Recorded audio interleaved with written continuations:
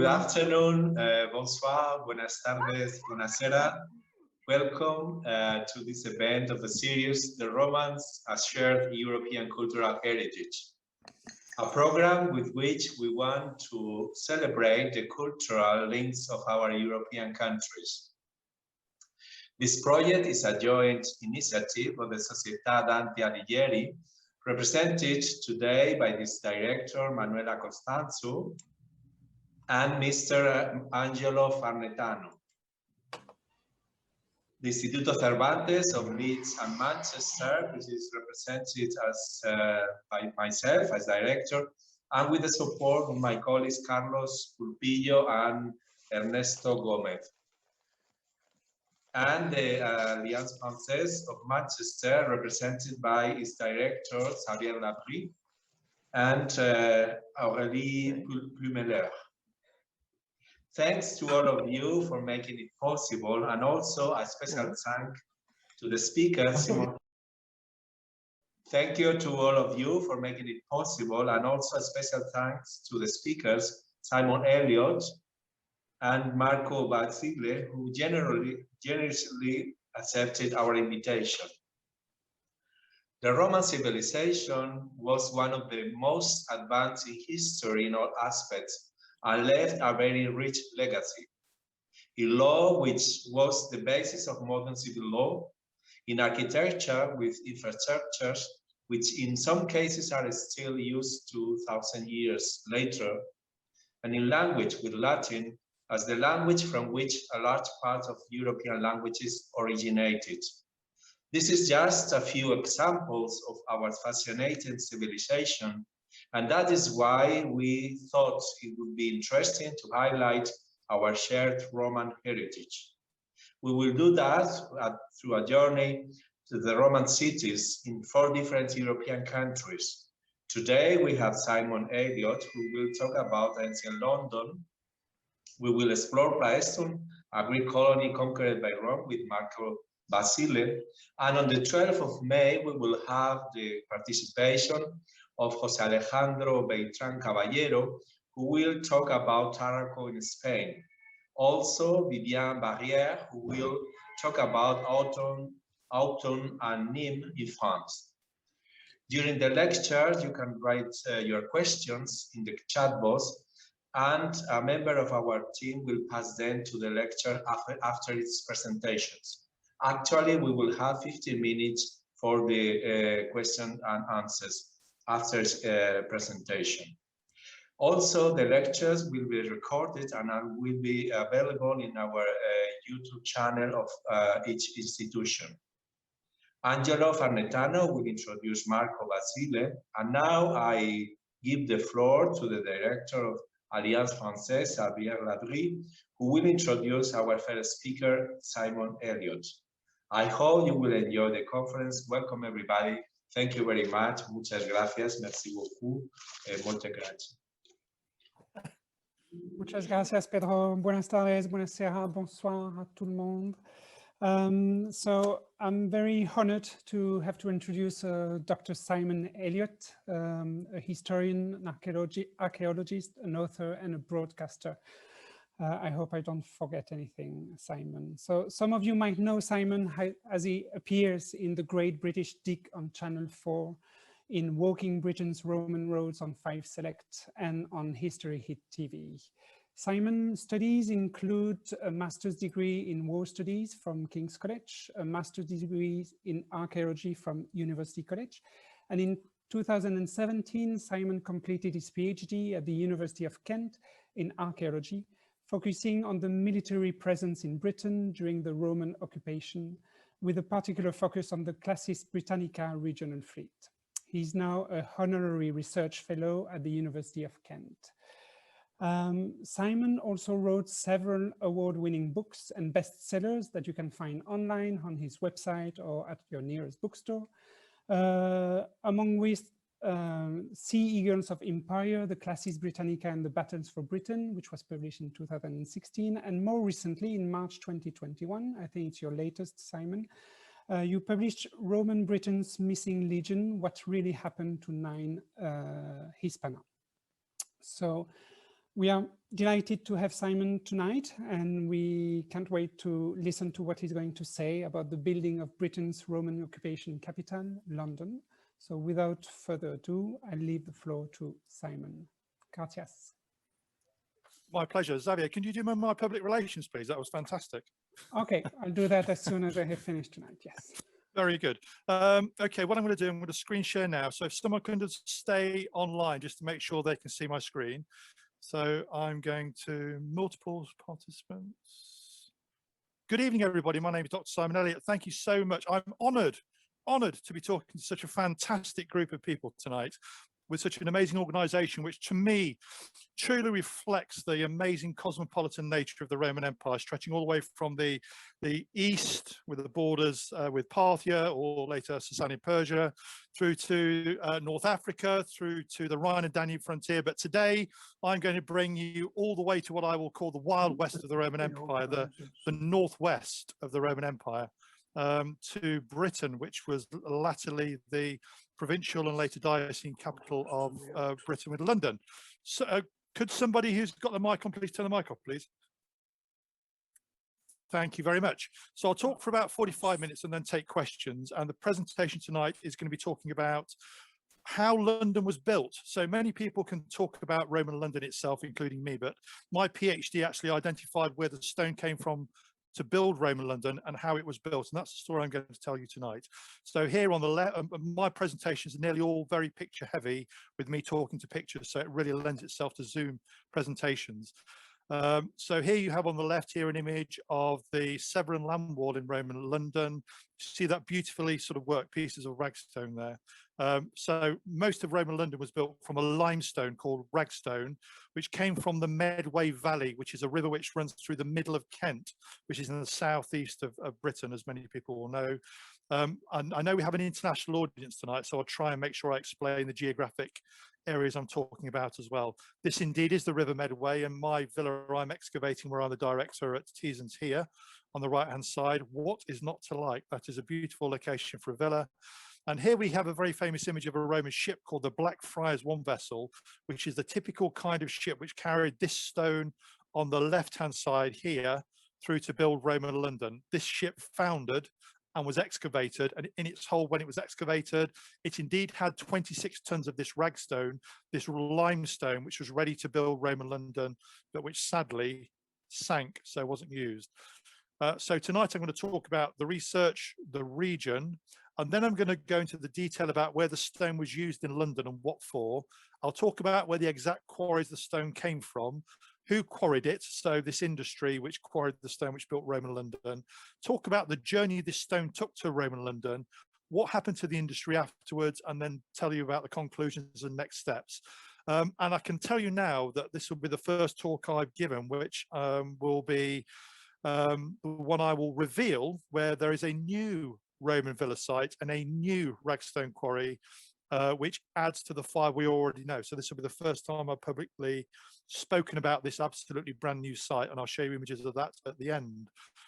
Here you can see a Roman road which links one of my quarries to the River Medway, this river in the middle of Kent, where the stone was then put on the river to go to build Roman London. Here you can see a Roman milestone along this length of road.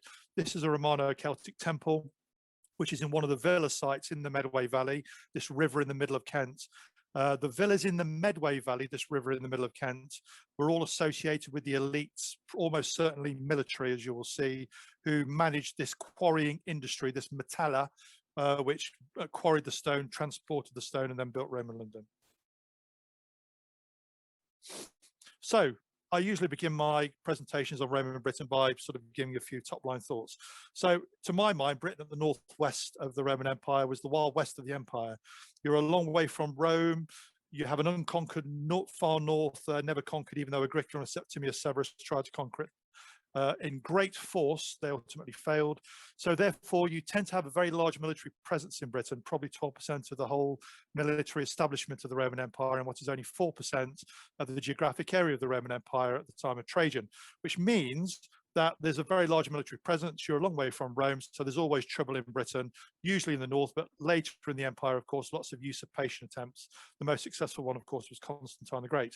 So Britain is a place of difference. And also there's a division in Britain between the north and the west and the south and the east, even within the single original province, because the north and the west, given this very big military presence in the north, was a military frontier zone where the economy, to my mind, was bent towards maintaining the Roman military, whereas the south and the east, even though it's all part of one province, the south and the east was usually a full fat functioning part of the Roman Empire, where the wealth created went into the imperial fiscus treasury for the emperor. But the north and the west was very different. So Britain, within the Roman Empire, is always, to my mind, a place of difference. So the key findings I'm going to talk about today are going to be the fact that this river in the middle, I'll show you maps in a minute. So this river in the middle of Kent, running north to south broadly, dividing Kent in half, the River Medway, is where the quarries were, which quarried the stone which built Roman London, which is a very long journey, as you'll see. The villas in this valley were associated with the Ragstone quarrying, and the river itself, the River Medway, was controlled with a series of weirs and locks to enable it to be canalized to allow the stone to be transported. So the picture that I'm beginning to paint here is one of a very big industrial enterprise, all geared towards building Roman London. And again, I promise I'll talk a little bit about the history of Roman London as I progress. Firstly, a little slide about the geology though. The Ragstone, this limestone, sits within this formation here, which is called the Low Greensand Formation, which are sandstones and limestones, which were laid down in prehistoric seas around the time of Jurassic Park, in actual fact. And the Ragstone itself actually is quarryable, so it's exposed in 3 areas: around Dover in Folkestone, here in Maidstone, and around here in Sevenoaks in Kent. This, to the international audience who don't know Britain as well as the national audience, is Kent. London is here. The River Medway I'm talking about is here. The only area where Ragstone is exposed, which is the type which was used in London, is the type here in Maidstone. So this is exactly where the stone came from, which built Roman London. First point you can see on this map is how far away it is from London, which is a point I'll bring out later, because the stone around London for building things is not particularly good, lots of sands and clays.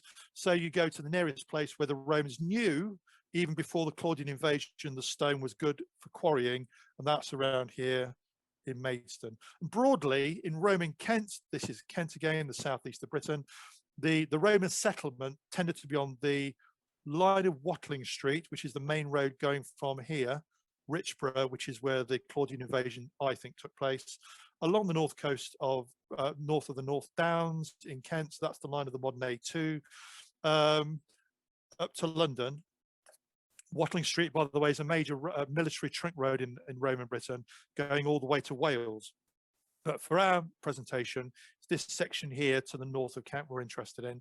And then you have Roman settlement down the 3 key river valleys as well. The Stowers around Canterbury, the Canterbury being the Civitatis capital of Roman Kent, and then down the Medway Valley here, and then down the Darent Valley here. So Roman settlement in Kent is in along here in the north, along Watling Street, and then down the river valleys, Stour, Medway, Darent, okay? Here, the Weald is very clayey in terms of its soil. It's got lots of iron ore. That's actually where the Romans manufacture most of their iron for the first 200 years of their occupation. So for the Principate period of the occupation, this was probably an imperial estate in actual fact, managed by the Roman military for the emperor. So you have broadly in Kent 2 industries running in the Principate period. You have the Ragstone quarrying in the Medway Valley to build Roman London, and you have the iron industry in the Weald, which manufactured the iron for the Roman military in the north. So there you go, that's a little taster of Roman Kent for you. So now we can move to Roman London. So let's have a little flavor here of this amazing city. So remember, with the Claudian invasion, London was not the original capital of the original province. I've got a mic on again. Can someone turn the mic off, please? Thank you very much. So here you have Roman London. So remember the Principate, at the beginning of the Principate, the Claudian invasion, London was not the provincial capital, that was Colchester. So Claudius announced the province to exist after his victory was declared when he was here for 16 days, and that was in AD 43 in October in Colchester in Essex. And it's only after the Boudiccan revolt in AD 60-61 that London becomes the provincial capital. London is originally founded around AD 50. We don't know why it's called London. Maybe Londinium, maybe it references the Brythonic name for the River Thames. So the original native name for the River Thames. Maybe it references a Brythonic or native name, but we don't know. But we do know the Romans called it Londinium. We know that because we have tablets where the wax is removed, but the back of the diptych tablets still has incised inscriptions with the address, and that is there's one that's dated to around AD 70, which says Londinium. It's the first time that London appears in writing, in actual fact. So this is Roman London.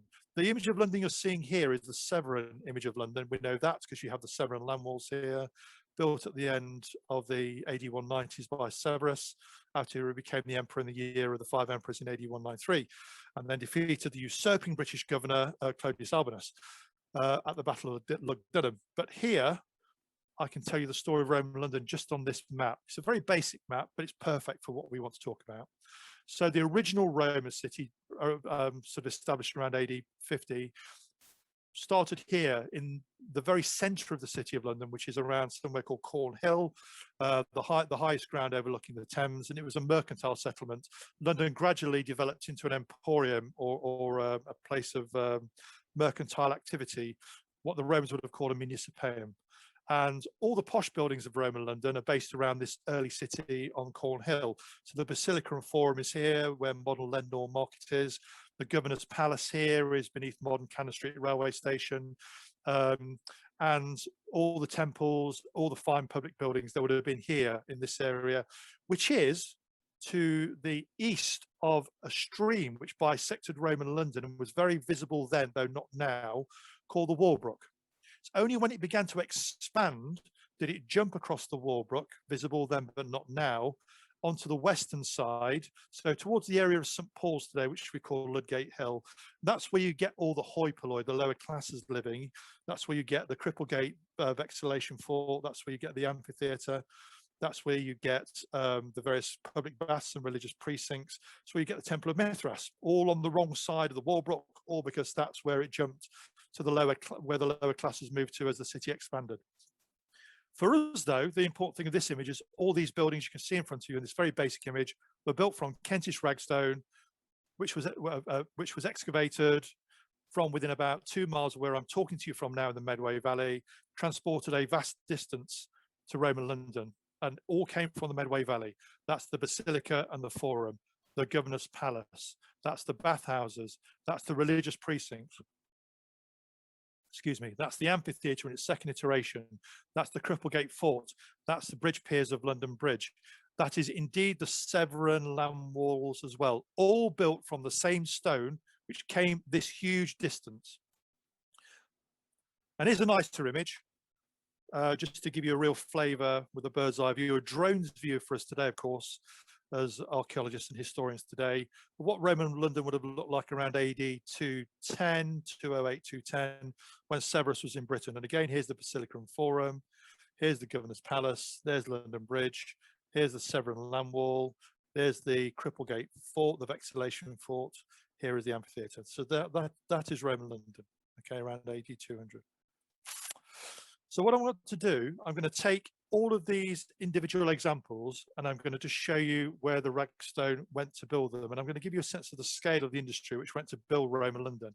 So we'll start with the Severan land walls, this land wall circuit here, built by Severus about AD 199. So to build that wall, just imagine this being extracted in quarries in the Medway Valley a long way away and then transported. Would have taken 35,000 cubic meters of ragstone to build that wall, the land wall, comprising over 1 million squared and very well dressed ragstone blocks. That's 45,000 tons of ragstone for the facing alone, which would have taken 1,750 voyages by a medium-sized merchant ship from the Medway Valley where I'm talking to you from today. And I know some people are listening today from there as well. I know my friends John and Brenda are listening. And that would have taken 750,000 man hours needed to construct, let us remember, just the wall. So this is a vast industrial enterprise, which clearly has been operated by the Roman state to build Roman London. I would add as well, it's being used to build the whole urban environment in the southeast, but Roman London is significantly bigger than anywhere else in the southeast. Here you can see the wall being constructed. Here are the Blackfriars one merchant vessels as they're styled, transporting the stone. Here you can see you've got some of the buildings, the Aurora, the warehouses on the riverfront. This is Roman London being built from Ragstone from the Upper Medway Valley. Here you have Alder's Gate, which is the eastern gate of Roman London in the Severn Land Wall. That's built from Kentish Ragstone. And crucially here, to reflect a point I'm going to come right back to at the end of the presentation, the land wall in Roman London was built by Severus. The river wall was not finished until the time of the usurper Carausius and his successor and murderer, Electus, 100 years later. Now, the river wall is not built from beautifully worked pieces of Kentish Ragstone.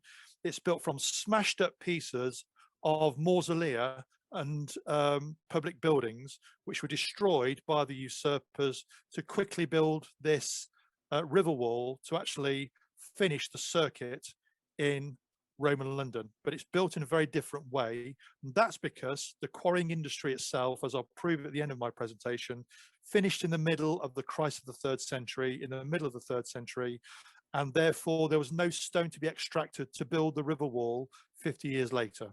So that's one of the key tells that gives us an indication that the construction process of London differs from the beginning of the 3rd century to the end of the 3rd century. Here you can see the scale of the Basilica and Forum. This was huge, actually. It was monumentalized after the Boudiccan revolt. It's very, very Roman style of building to say, we're here to stay. We've defeated Boudica. You've not kicked us out of this far-flung province at the northwest of the empire, the wild west of the Roman Empire. We're going to stay, and therefore we're going to build this massive Basilica and Forum, which is coated in white plaster, visible for miles around as you approach Roman London. It's the largest stone-built structure north of the Alps in the Roman Empire. Okay, that is because the Romans wanted to state that they were here to stay after the Boudiccan revolt had been defeated. Here you can see the beautiful Governor's Palace, which is beneath Cannon Street Railway Station. For anybody who goes to London, if you go to the City, which is the eastern part of London, so the opposite side of London to the West End, and you go to a place called Leadenhall Market, it's very old-fashioned. It's where a lot of the Harry Potter films are filmed, a lot of very old-fashioned shops. There's one barber shop there, a hairdresser, and if you knock on the hairdresser's door and ask him to go in, say, can I see the Basilica of Roman London? That section there is actually in the barber's basement. You can go and see part of the Basilica of Roman London beneath the hairdressers today, or maybe next week, when you're allowed to. There's the Amphitheater, which is beneath the modern Guildhall Library to the northwest of the City of London, built from Kentish Ragstone. There's the Ragstone there in its presentation today. There's the Mithraeum, built from Kentish Ragstone. Townhouses, great and small, built from Kentish Ragstone. So Roman London's built from this stone. This is my favorite slide in the whole deck. Only an archaeologist would say, wouldn't they? Because it shows you the scale of this industry. So the red pins are the exact quarries which I identified for the first time in my PhD thesis, where the stone came from to build Roman London. There's Roman London. There are the Ragstone quarries.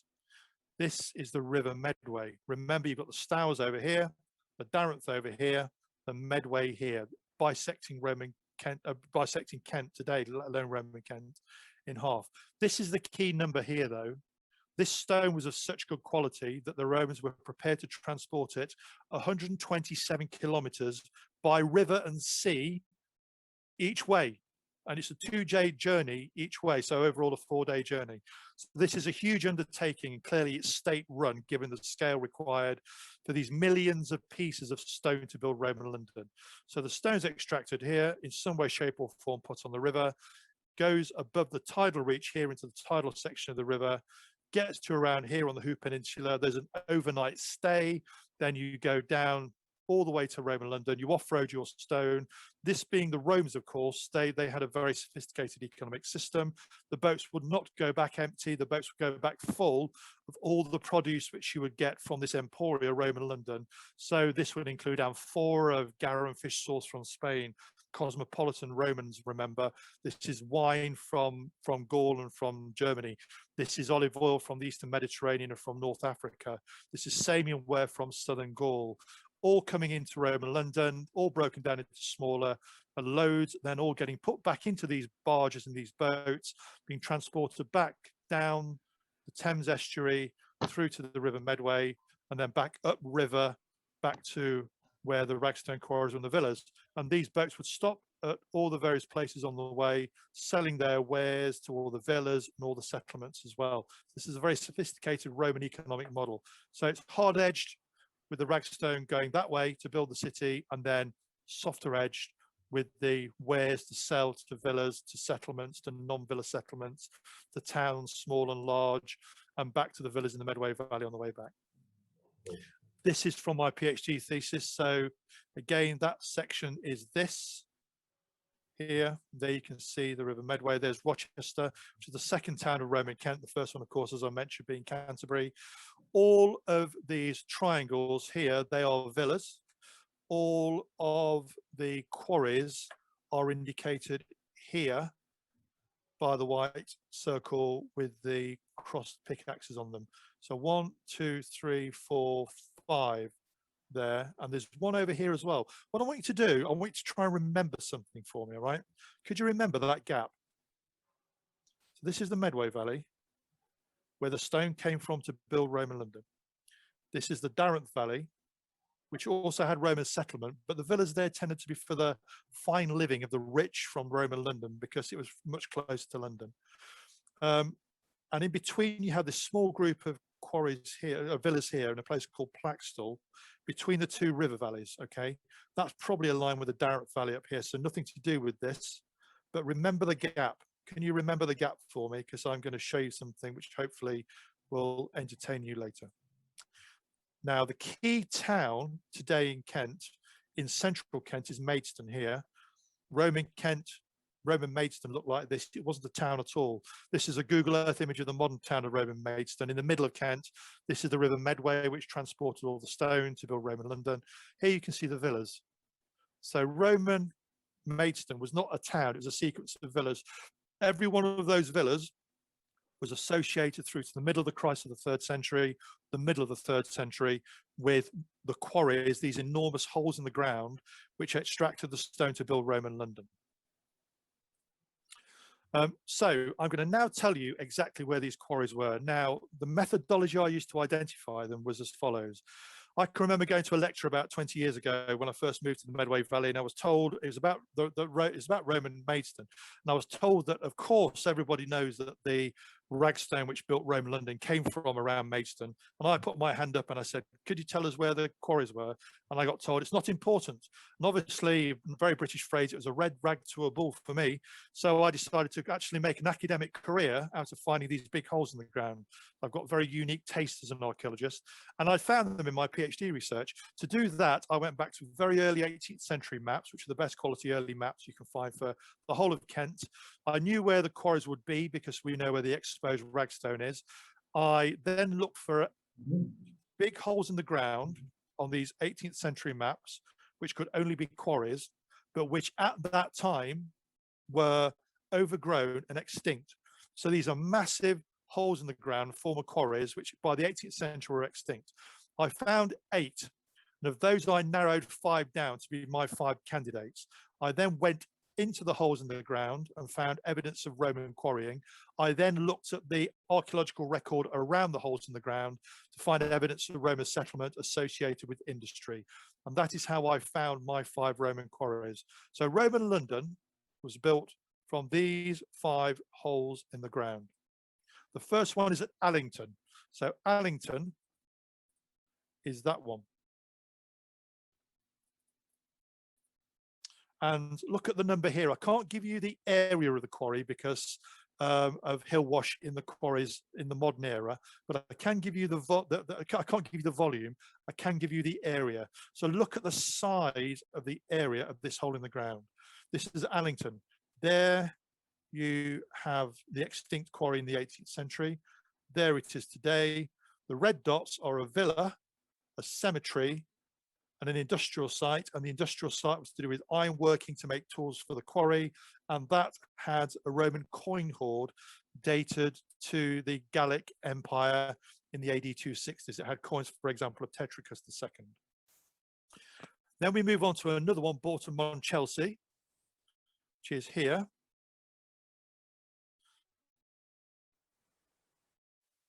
Again, you can see the same pattern developing. 18th century. This one is so extinct in the 18th century, actually got a housing estate in the bottom of it in the 18th century. You can see here the quarrying shells exposed. And you can see here this today. So here is Baltimore and Chelsea, the quarry with an even bigger estate in the bottom of it. And here you can see all the various Roman settlements around it. There's a remote bathhouse there, which would have been what we call in Britain a sort of a pit head baths, where the workers, the skilled workers, only the 1/5 were skilled, 4/5 were unskilled. Talk about those in a minute. The 1/5 who were skilled workers, they'd go to this bathhouse at the end of the day to have a cup of wine, have a bath, and talk about their day's work. This is a Roman villa. That's a Roman settlement. There's a Roman villa. There's a Roman settlement. There's a Roman cemetery. This is the remote bathhouse. You can see here the remote Baltimore and Chelsea bathhouse. This is what the cemetery looked like when it was excavated.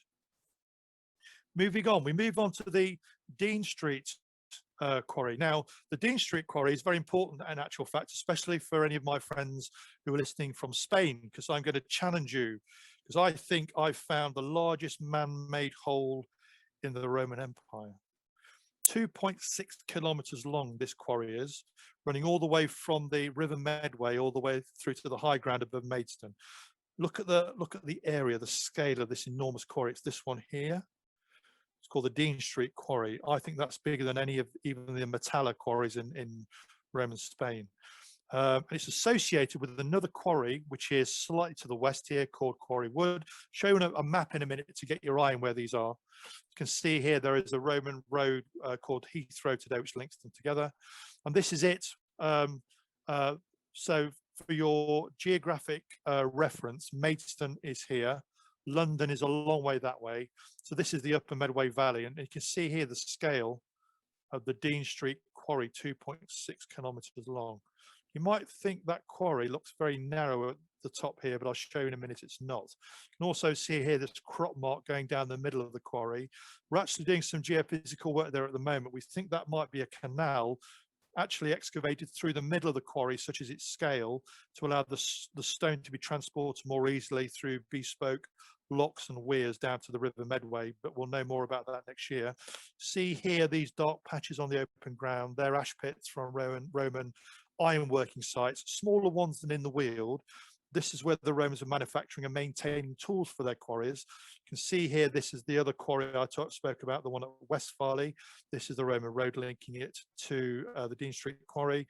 This is a Roman road I showed you at the very beginning of the presentation with the milestone. That's the Roman cemetery I'll talk about later. That's where the milestone was.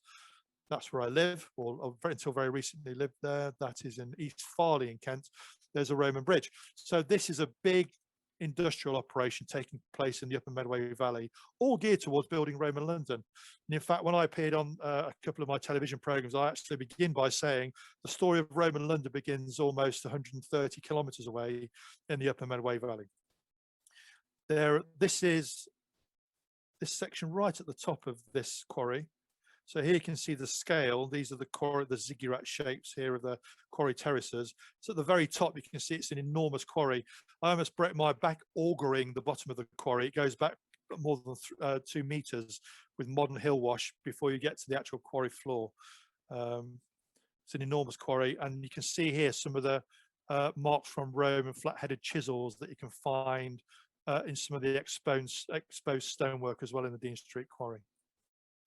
And a lot of the stone, in actual fact, from the quarry was not only used in London, it was used to build the local built environment.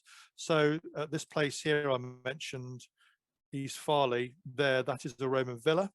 next to the quarry, where the elites lived who ran the quarry, and that is the excavated Roman villa today. That's where we have the Romano Celtic bathhouse, incidentally. So it's a very elite villa. And a lot of the stone from the villa is, of course, being reused in the local modern environment here as part of the Saxon tower in the local church, St. Mary's. So this is the tufa, which came from the bathhouse of the Roman villa at East Farley, where the elites lived, who managed the Roman quarry, which provided the stone, which built Roman London. Cause and continuity writ large. And here we can see, remember that gap, that's the entrance to the Romano Celtic Temple. Here we can see the reused tufa arch from the Romano Celtic Temple at the East Farley Villa, reused in a local church. The same tufa, the same distance, reused when the Saxons, in probably about AD 800, first came back into the upper Medway Valley and started building their churches. And here we can see some of the small finds, etc., coming from this particular site at East Farley, which ran this Dean Street quarry. Most importantly for us today, I want to talk about this curse scroll. Curse scroll was found there against this Romano Celtic temple's eastern wall. Had 14 names on it, dating to around AD 150. 7 of them were in Latin. 7 of them were in native Brythonic. And here you get a snapshot of how the Roman Empire actually ran itself. I always think it ran its provinces with a very light touch, providing that the individual acknowledged that the emperor and the imperial cult and pay their taxes. But apart from that, they were allowed to get on with their lives if they paid their taxes. And here you can see it in reality with my curse scroll from Roman Kent, dated to AD 150. 7 individuals specifically styling themselves as being Roman with a Latin name. 7 of them very happily getting on with their lives in Roman Britain, styling themselves with a non-Roman Brythonic name. And here you can see some of the other small finds. This is my lovely wife Sarah. This is the rim from a Roman cremation burial. You can see the size here. Here is some of the reused iron tap slag from one of the ironworking sites near a quarry, which built Roman London. And here is another image of the milestone. And finally, the villa where I actually excavate, which is at Teeston in the Upper Medway Valley. This is the furthest upriver, so the furthest west and south we go on the River Medway before we hit the Weald. And then you hit the Weald to the south, and you have effectively, you can imagine, barbed wire over the river, because then you enter the ironworking industry, which is run by the military as an imperial estate. So this is the furthest upriver of the villas in the Medway Valley, with a quarry which helped to build Roman London at Teeston, which I excavate. And there is the quarry today. This is the region with all the Roman associated finds from the historic environment record. The grouping here is the villa. These are the burials and cemeteries associated with the villa, obviously away from the living in the pre-Christian era. And then here we move towards where the quarry itself is. Let's have a look at some of the pictures of the excavation. Here we can see us digging 4 years ago. You can see how substantial the south wall of the main range of the villa was. Built in a very odd place, because in bad weather you get lots of spring lines coming out, so they ended up having to build buttresses there. This line here is this apsidal from the bathhouse, and that filled up within about 2 hours of actually excavating it from a still existing spring. Here you can see a hypercourse, so you have a very elite residence. There's a beautiful silver alloy disc brooch, which is one of the best small finds we found. All the people living here would have been making their money from quarrying and transporting the stone, which made Roman London. And that's what the villa would have looked like. So this is the Medway Valley. Roman London is way down here somewhere. There is a beautiful wing corridor villa. There's the pavilions on either side. There's my bathhouse. That is the villa we envisaged the Romans lived in, who quarried the stone, which built Roman London from Teeston. Who quarried the stone? So I'm going to be talking for about another 5 to 10 minutes, and then I'll take questions. Remember, I've got a reveal for you at the end as well, so stay tuned for the reveal the first time. So who quarried the stone? So in the Roman province, the Roman province would have been run by 2 chains of command. The governor, who was the legal and the military representative of the emperor, and then you have the procurator, who's the chancellor, the financial person. And the chancellor the procurator in a given province would appoint a deputy to run the metalla, the extractive industries of large scale. So this would have been a procurator metallorum, this deputy. And I think in Roman Kent, you had a single individual, probably based in Rochester on the north coast of Kent, who ran both the Ragstone quarrying, which built Roman London in the Medway Valley, and also the iron industry in the Weald. I think it's the same individual. And then below that, I think it was probably the Roman military who ran both of these Metalla enterprises, which built Roman London. Probably the Classis Britannica, the navy in Roman Britain, given analogously, you have very similar activities for navies elsewhere in the empire. For example, the Classis Germanica on the Rhine and in the Rhine Delta. Below that, 1/5 of the workers would have been skilled workers who would have come from all over the Roman Empire, it being so cosmopolitan, maybe from Campania, maybe from North Africa, maybe from Syria or Greece or from Spain or Gaul, because a skilled stoneworker was very well paid and very looked after, had a very good upper end middle class salary. And these are the individuals that would have lived fine lifestyles comparatively. But then you have the 4/5 of the workers who are not well paid. These are the unskilled workers who could come from the very bottom of Roman society, who lived a terrible life. Think of Spartacus, the Thracian slave. At the beginning of Spartacus, you find him working as a Thracian slave in a Roman quarry, having a terrible existence. So to be an unskilled worker in a Roman quarry, you would have been a slave, you would have been a criminal. Remember, in the Roman Empire, there is a punishment which is called condemned to work in the metalla. And the bit that's missing is to condemn to work in the metalla to death. If you go in that hole, you don't come out. So if you're an unskilled worker in a Roman metalla enterprise, it's always worth remembering this when we think of the fine quality buildings, the public buildings in Roman London. Think of the cost in humanity to build them. And let's have a look at some of the tools. This is, my wife is very tolerant of me. So when I go on holiday, I tend to go to museums and take holiday stats of my presentations for your delectation. And here we can see a previous holiday in Cyprus. This is the National Museum in Nicosia. These are Roman quarrying tools. The most common Roman quarrying chisel, this one here, even though it's curved, it's actually called a flat-bladed chisel, okay?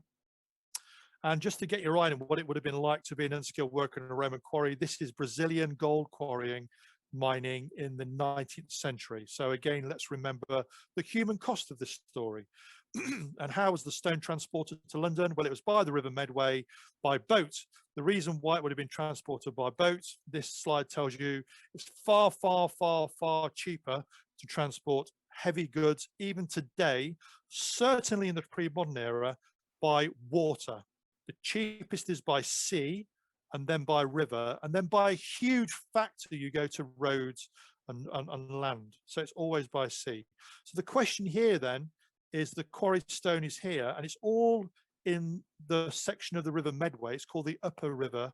That means it's above the tidal reach, so there's no tide. So how do you get the stone on the river, given if you're in a non-tidal river, it's probably more like a big stream than a river, to the tidal part when the tide can do the hard work? Well, you do it by building canal, locks and weirs, so you canalize the river. And we know from poems like Ausonius's fabulous Mosella, he talks about the river, the Moselle in northwestern Germany and Gaul. He talks about a fabulous journey on the Moselle, and he describes how the Romans canalized the upper reaches of the Moselle. So what you're doing, you're removing any vegetation from 50 meters either side of the river. You're then covering it with sand, so you can use people towing, so like this with a codicaria. You could also, because the vegetation has been removed, use the sails as well, and you use people with rowing as well. And by hook or by crook, through the locks and the weirs, you get the stone to the tidal reach, and then it goes on its journey, and then it goes on its journey back when it's selling goods from Roman London. There's the route. Here you can see another villa, which is absolutely associated with this industry, and this is a very good image. Actually, you can see in this one image all the components that I've spoken about. This is actually the Mount Villa in Maidstone in central Kent on the River Medway, very famous villa in Roman Britain. You can see the substantial size. It's this big because of the amount of money people were making from this stone which built Roman London, this grey gold. This is beneath Maidstone East railway station today, but here you can see the elites living here in their wonderful wing corridor villa. Here you can see the transport vessels. Here's the Ragstone from the quarries going onto the vessels. Here's the River Medway itself. And this is another view slightly further up river, because I've actually found a potential Roman wreck. So I spoke at the beginning of the presentation about a Roman wreck we've excavated in Roman London, the Blackfriars 1 vessel. Well, around here, which is a place called Tovel. So on this map, bear with me, it's going to be around here. We found another Roman wreck in the river. We found Ragstone actually in situ in the wreck. These are actual Ragstone millstones, which were about to be transported before the wreck foundered. We found a wharf. These are some of the piles from the wharf. We found ship's timber.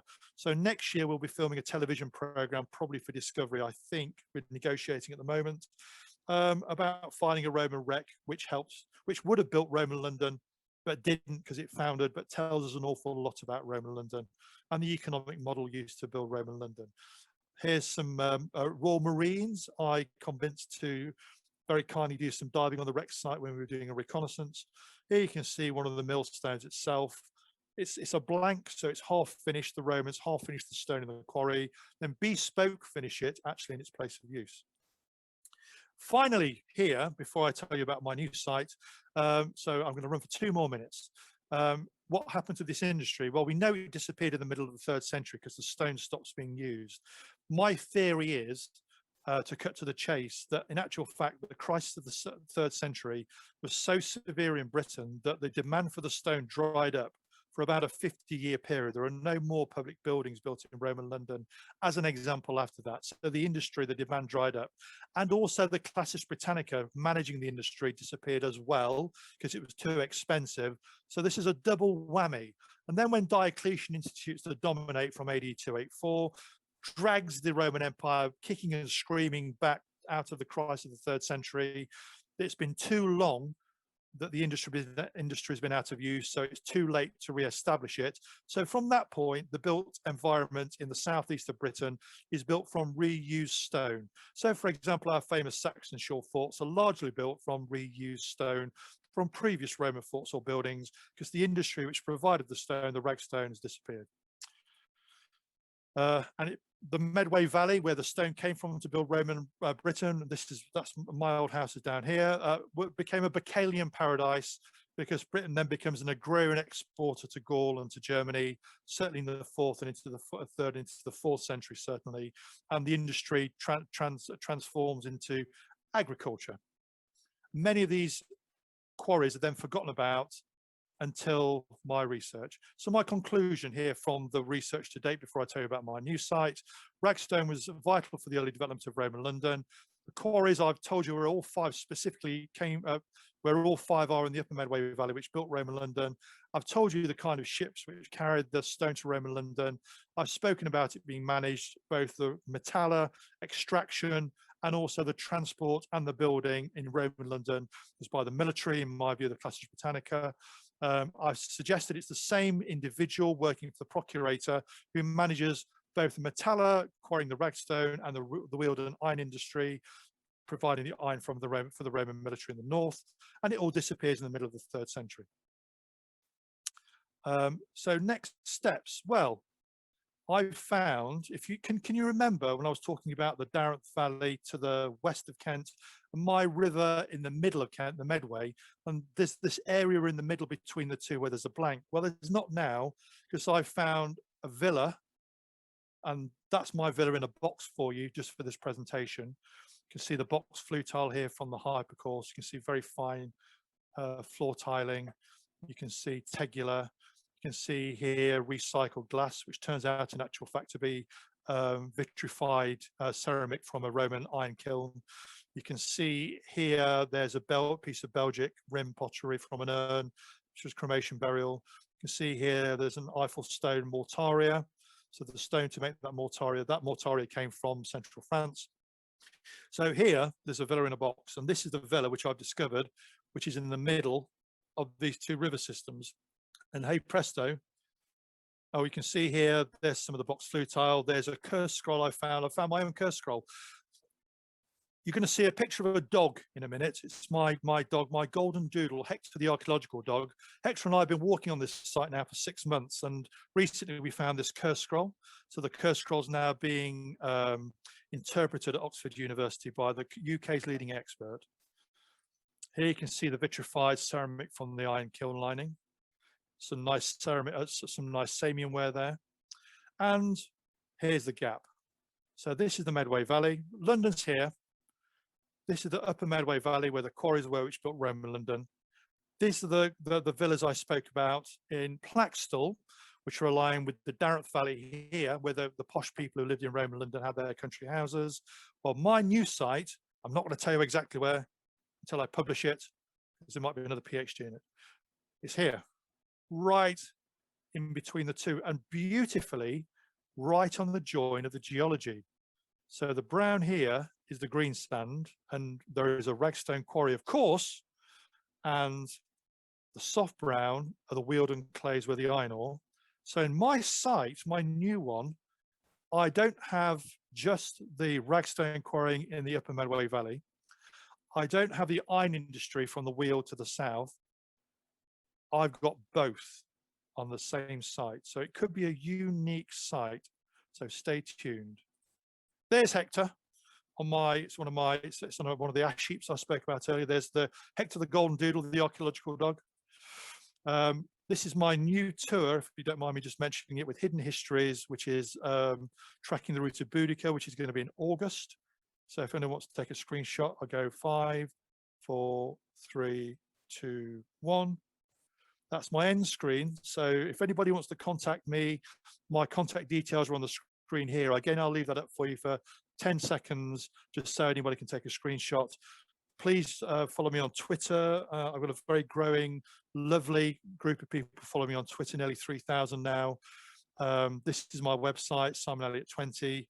That's my email address. I'm very happy for you to email me directly. Here are some of my books. Amazon #1 bestseller, Amazon #1 bestseller, Amazon #1 bestseller in the US, and soon to be a Hollywood film, the sequel to Gladiator. And on that bombshell, I'll stop my screen share. You've got about another 2 seconds to take a screenshot. Stop the share. Happy to take any questions, and thank you so much for being patient and listening. And actually, that's not bad, 45 minutes. Well, thank you so much, Simon. That was amazing and so interesting. And some people have questions for you. So the first one is from Keith, who is asking what evidence is there that the Romans knew of the Ragstone quarries before the Claudian invasion? Oh, Keith, where are you from? Can you speak, Keith? No. Well, so Keith, it's a fantastic question, actually. We think, well, I know, I feel I know that the Romans were very well aware that the stone was there when they arrived in the Claudian invasion. In my view, basically, Caesar arrives 55-54 BC. And then in the intervening period, you get the 3 planned invasions by Augustus, you get the failed planned invasion by Caligula, and then Claudius in AD 43. In the intervening period from Caesar through to Claudius, I think the Romans case what we call in Britain, they case the joint.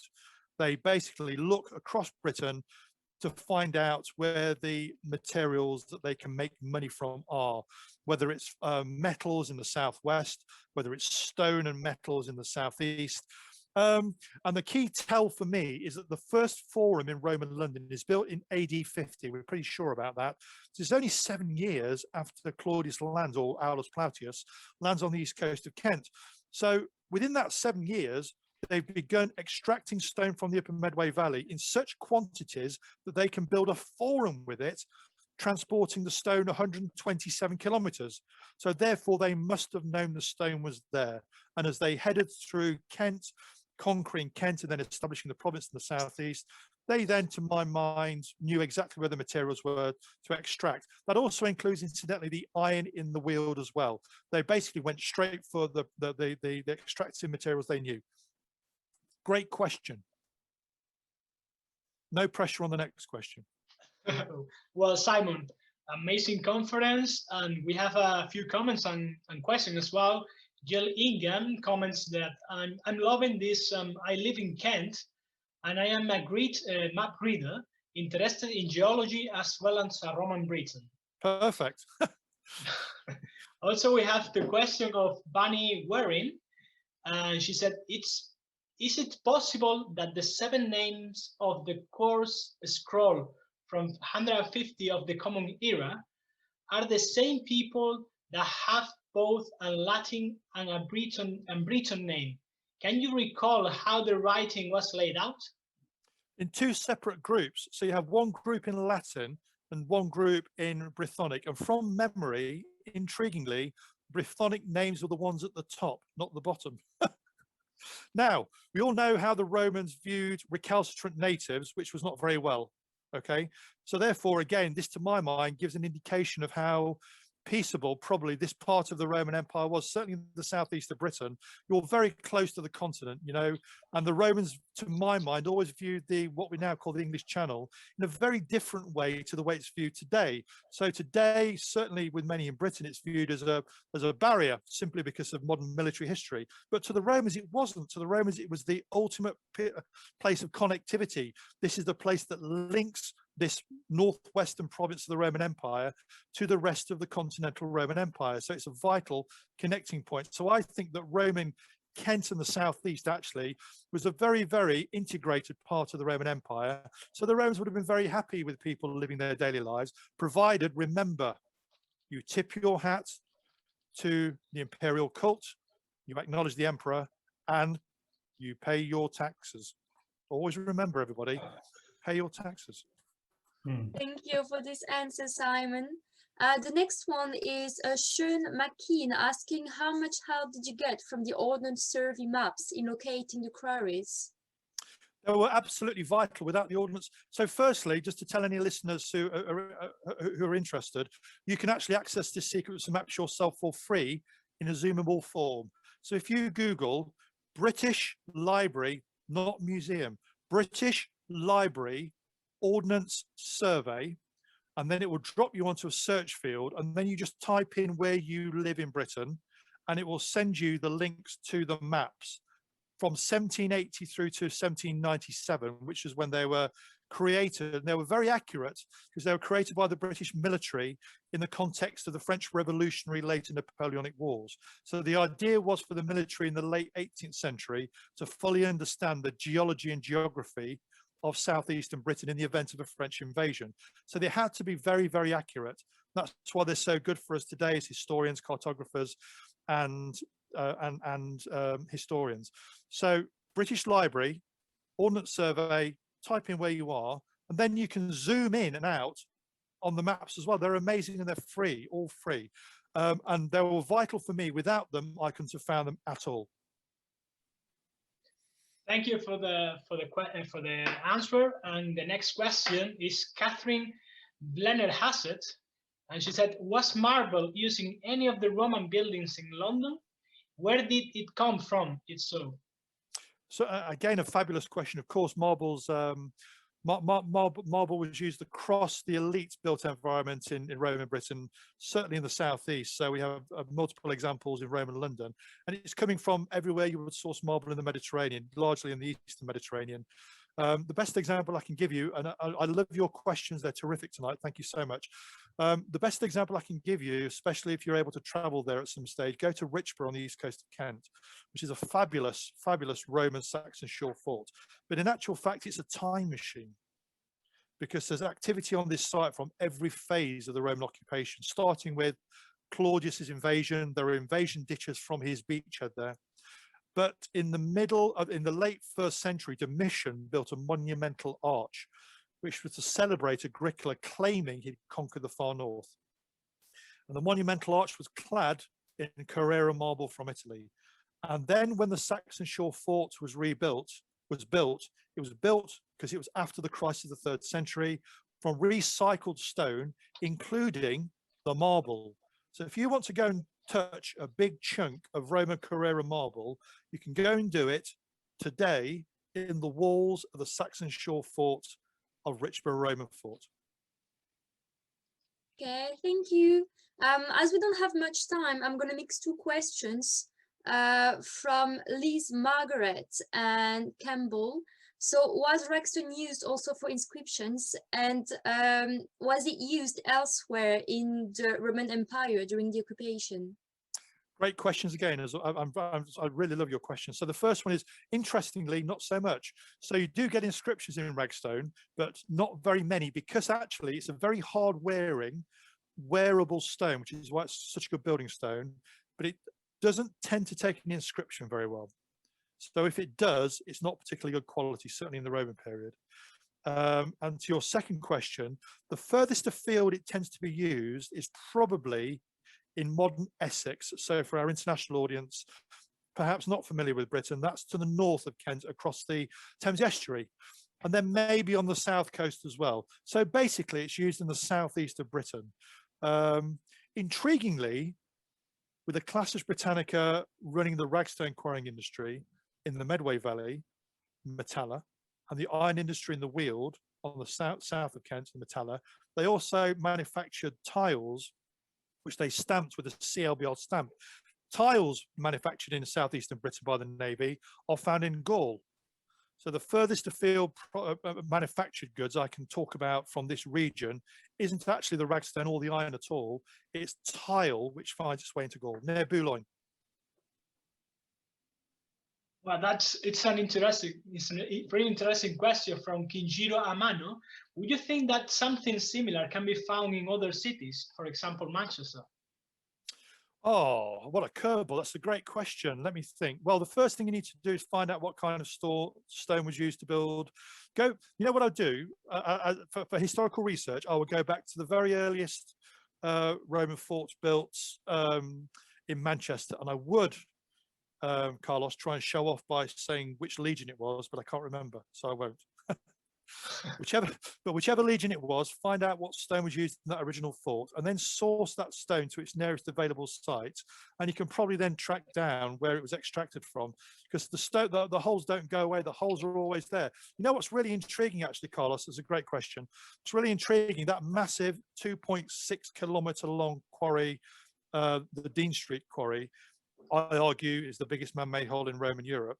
The bottom third is today the municipal dump or tip where the rubbish is sent from modern Maidstone. So if you're throwing away your Coca-Cola can in central Kent today, it's finding its way into a Roman quarry. All right. Well, thank you very much. That was very, very interesting again.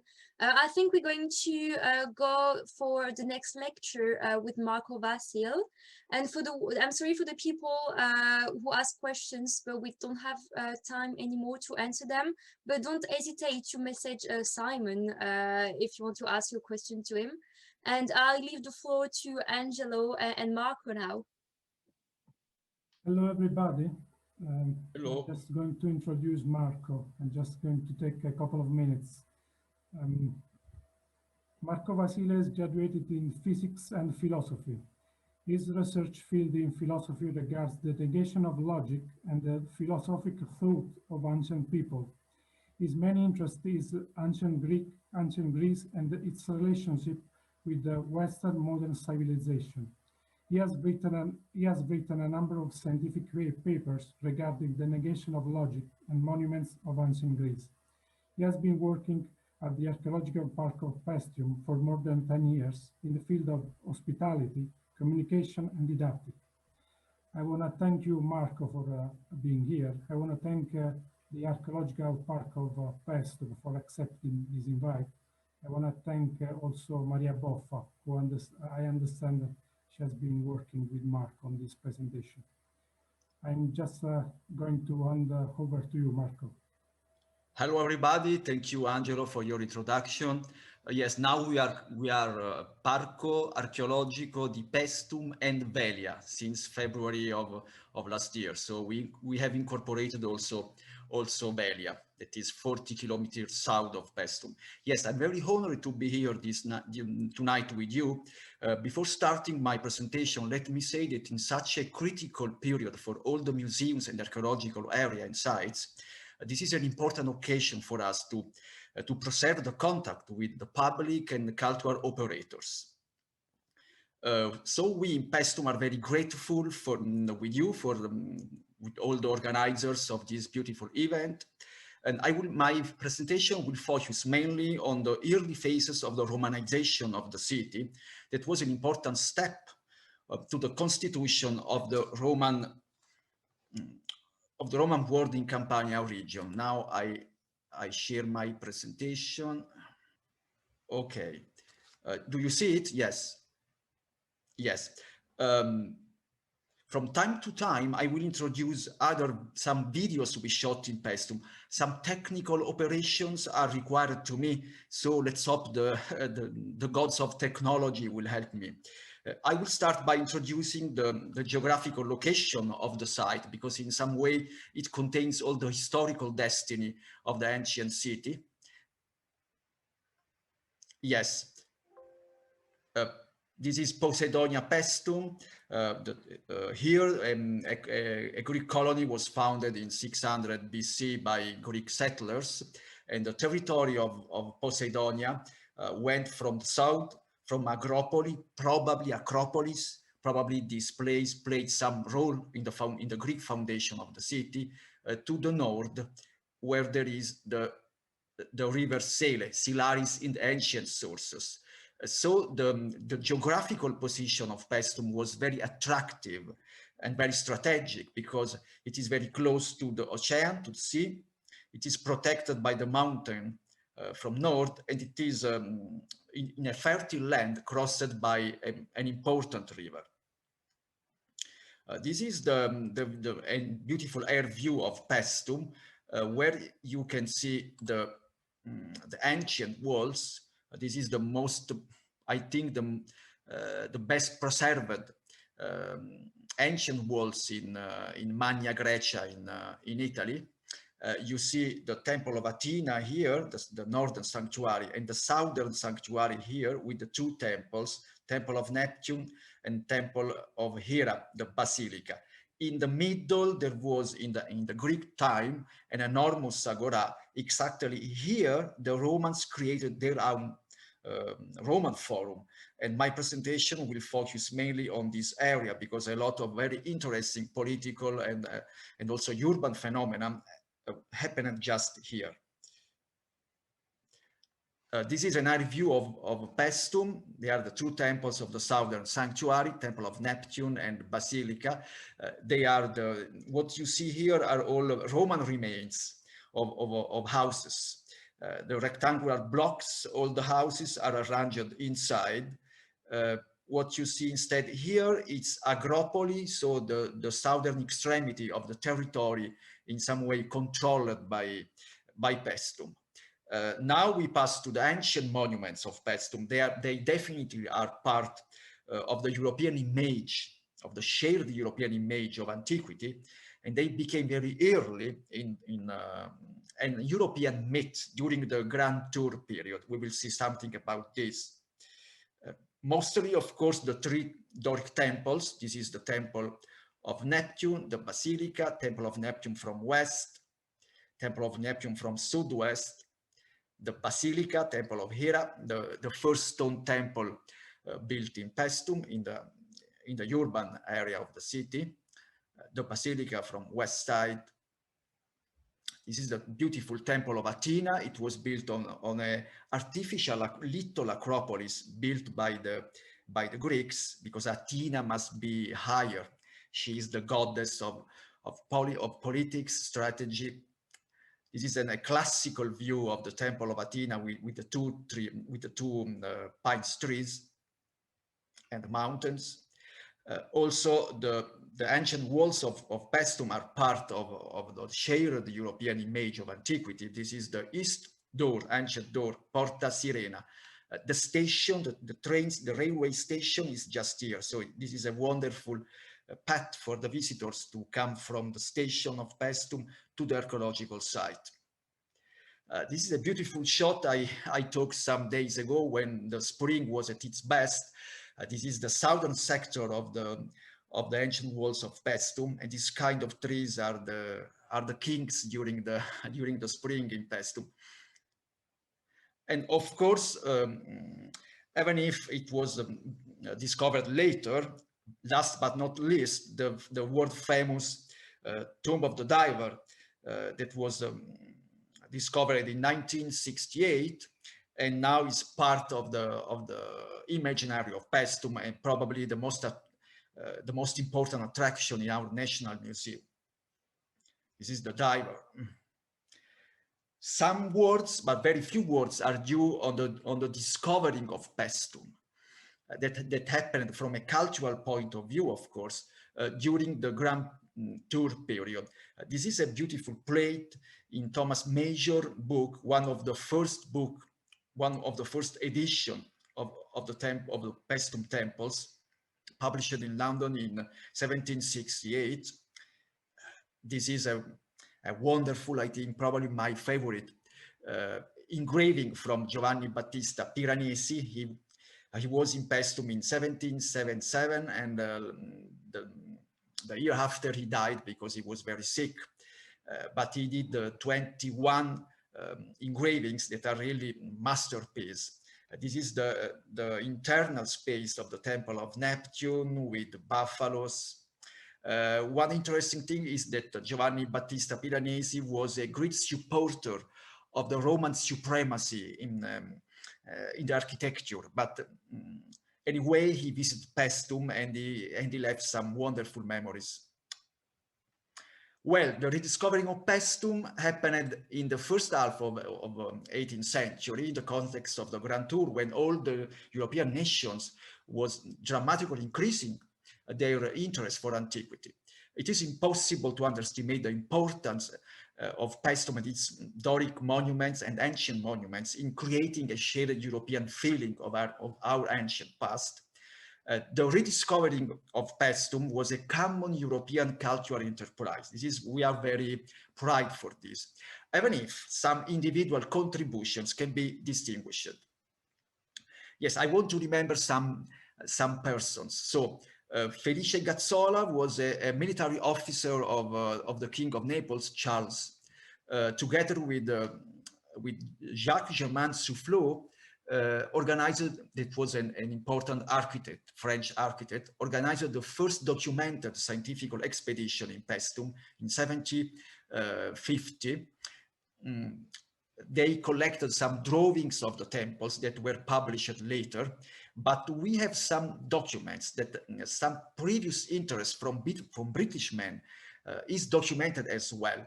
A certain, if I remember right, Robert Smith in 1733 wrote some letters in which he tried to organize an expedition to Paestum, but it never happened. You know, that year was the year of the Società of Dilettanti, so an enormous interest of British men for antiquity.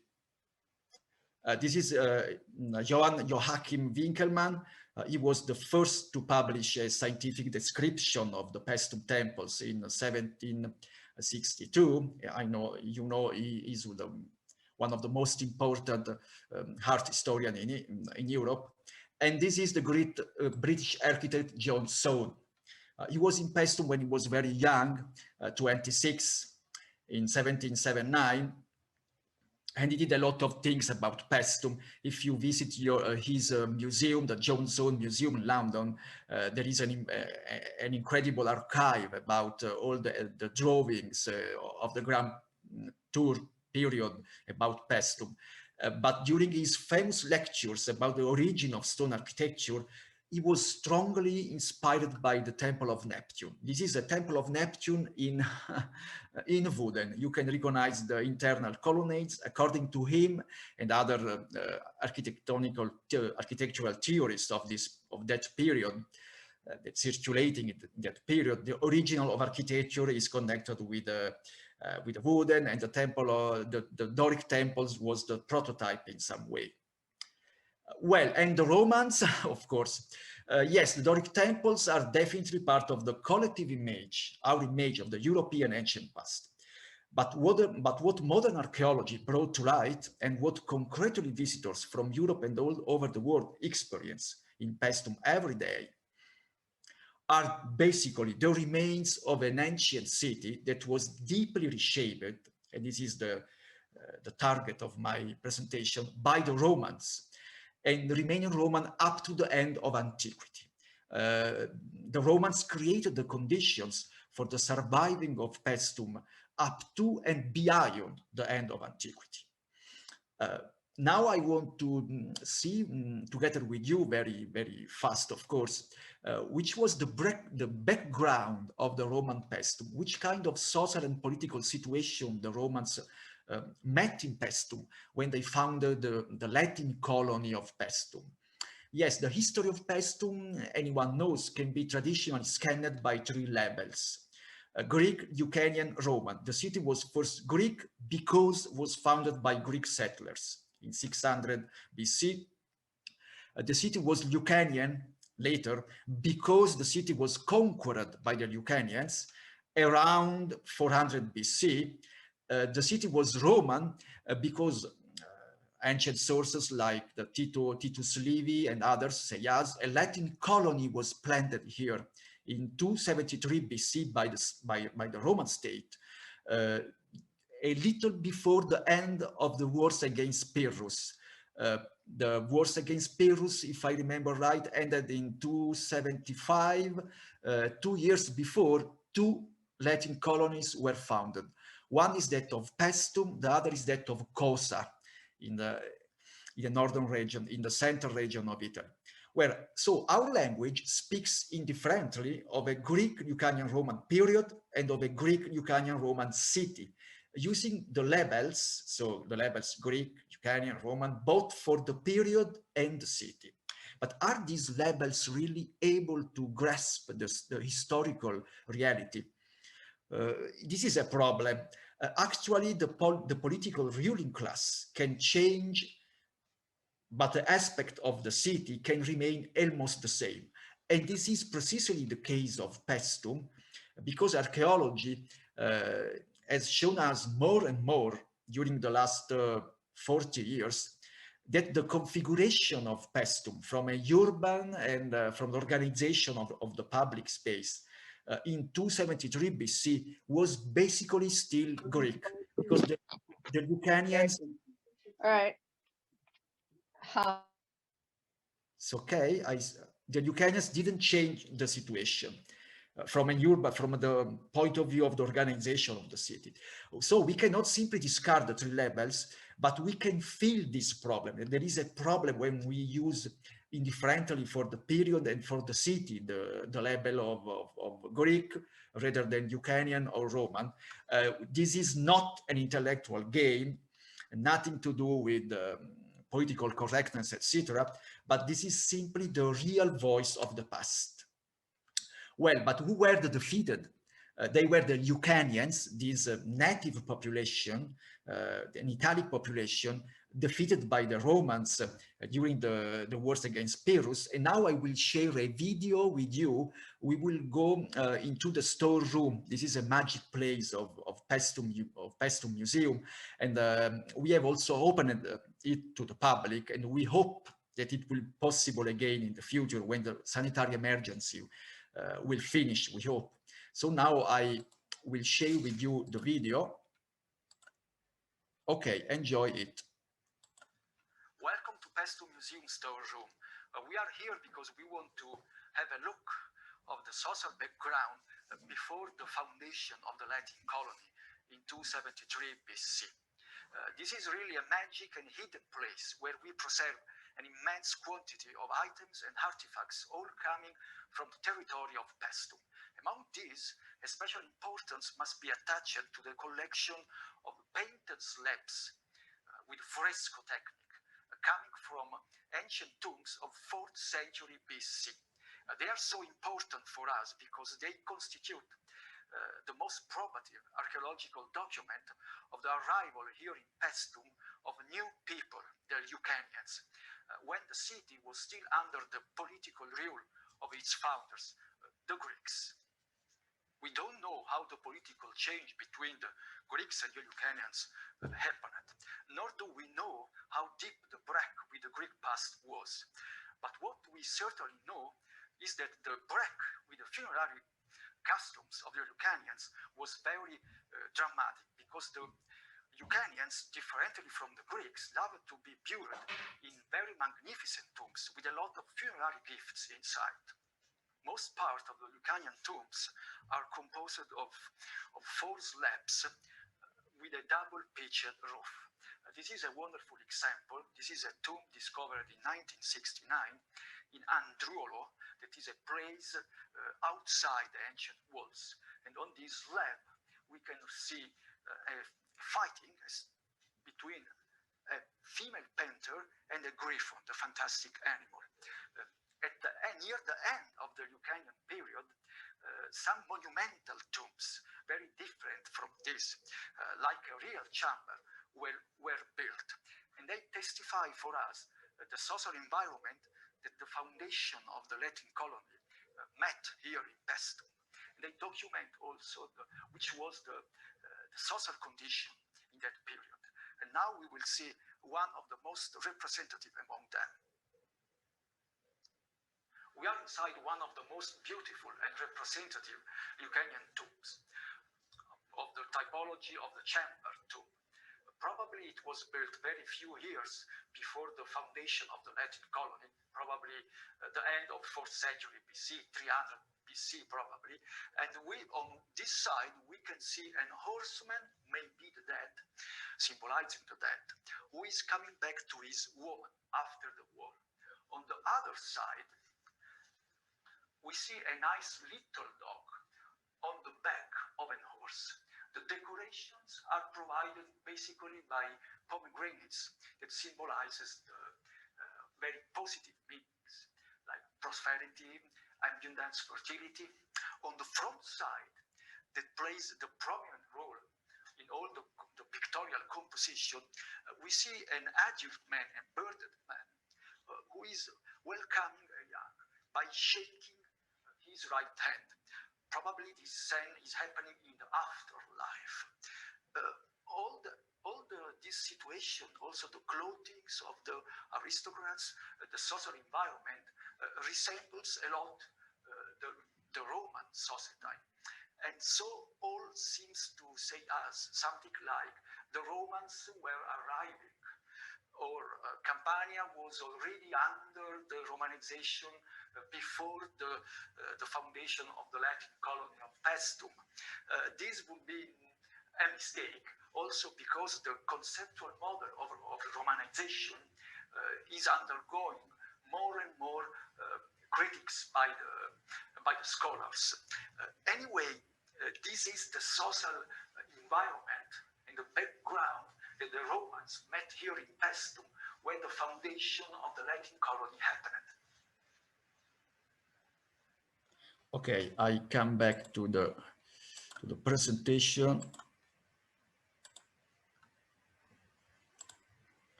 Well, now we go on. Well, so the foundation of the Latin colony. This is our subject. The ancient sources say us that 2 Latine colonie, Latin colonies, were planted, in 273 BC. Sorry, I've written in Italian.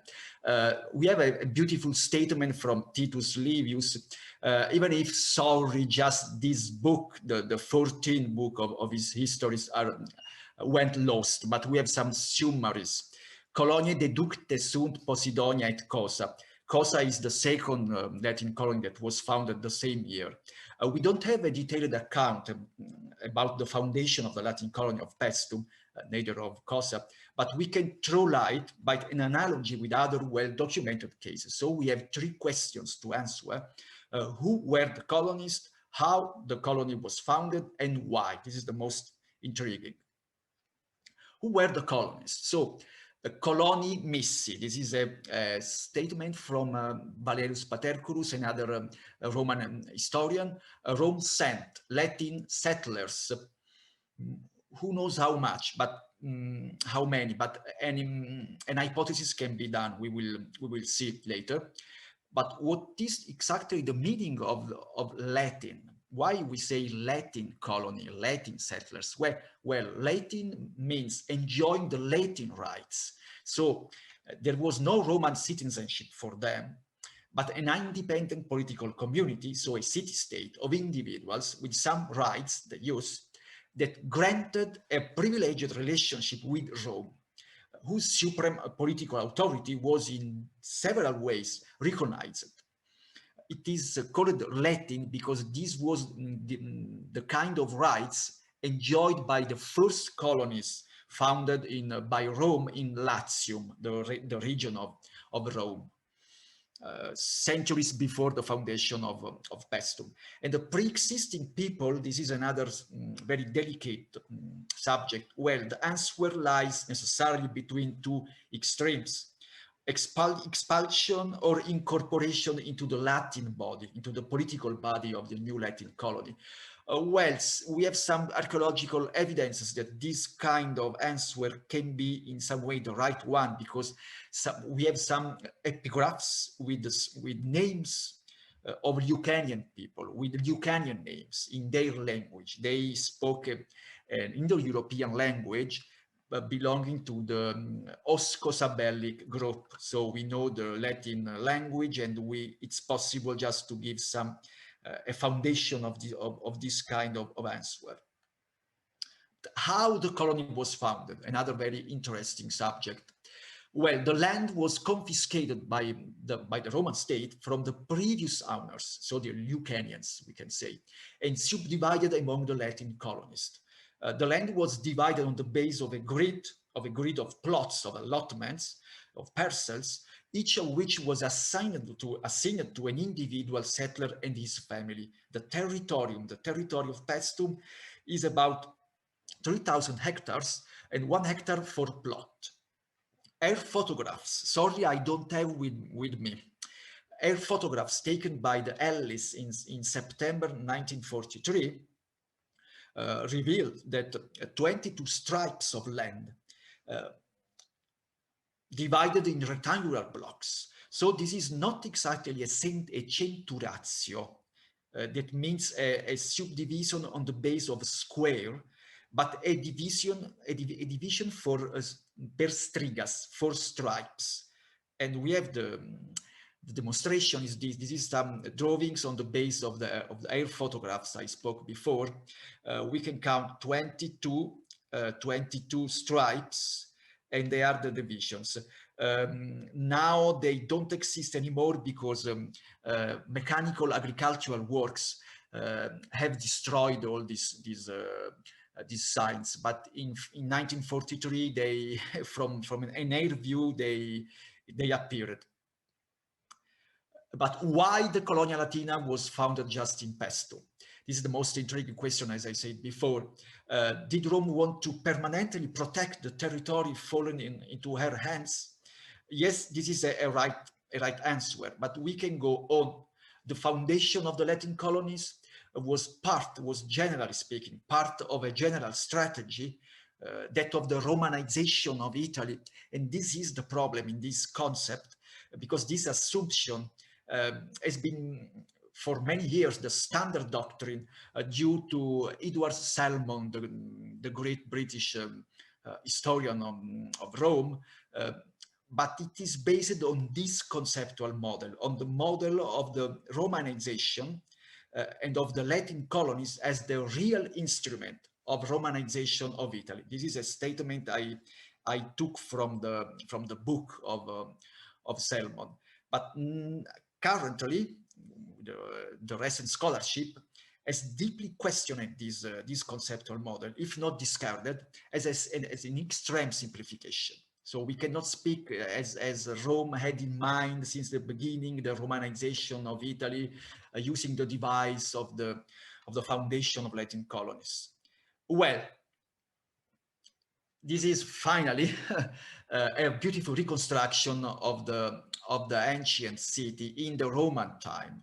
So we see the two sanctuaries. This is the forum, where I will focus my attention, and this is the amphitheater.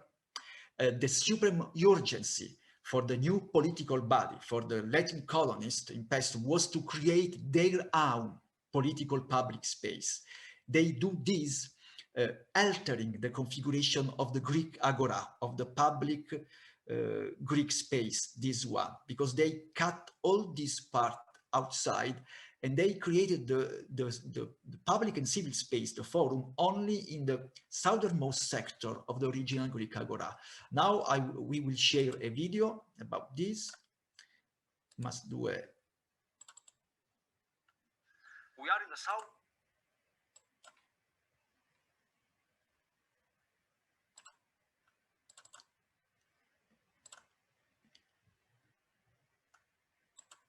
Okay. We are in the southwest corner of the Roman Forum of Paestum. As in every Roman town, the Forum was the center of the political, social, civil, commercial, and religious life of the citizens. It was created directly after the foundation of the Latin colony by the Romans in 273 BC, and it was surrounded by shops, tabernae, if we want to scan the letters of the diphthong, on the three free sides, and later in the term of the Emperor Augustus, by a surrounding portico with Doric columns. The creation of the Roman Forum had an enormous impact over the configuration of the public spaces here in Paestum, because it was created directly over the southernmost sector of the original Greek agora. That was an immense space that ran from north to south. So the Romans projected their own vision of the public space over the original Greek agora. A new epicenter of the social and political life was created, and the Greek agora lost more and more its importance, and the northern part of it was progressively filled with residential quarters, in a way that we are not yet completely able to detect. The creation of the Roman Forum here reflected the political urgencies and needs of the new social body as it was reshaped by the Romans when the Latin colony of Paestum was founded in 273 BC. On the sides of the Roman Forum, it is possible to see the signs of the political life and talent of the Romans. What you see here are the limestone blocks with the holes for supporting the poles to create the septa, the saepta. They were the precincts in which the political meetings of the Romans took place. The precincts were a sacred space. They were like a templum because the Romans had to separate the political space where the meetings happened from all the rest. Okay, I come back to the presentation.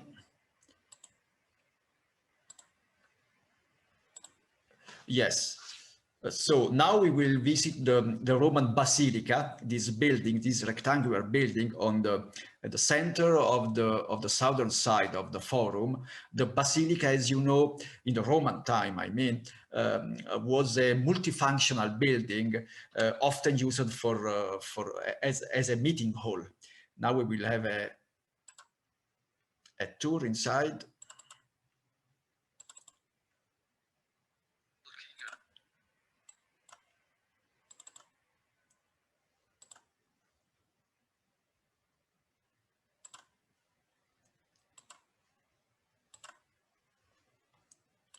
Okay. Southern side of the Forum, we're passing in front Neptune. And now we will enter the Roman Basilica.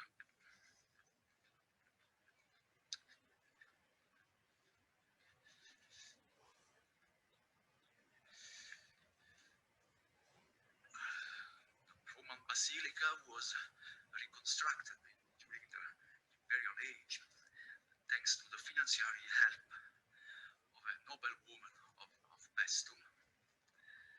And we see the columns incorporated in the walls of the structure and the space in the walls to place the statues of the important persons of Paestum.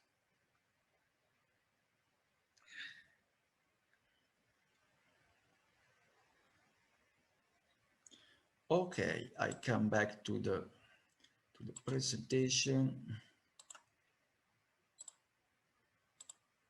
Well, yes, now we will visit a very interesting place, the shops that were built by the Romans on the sides of the forum. This.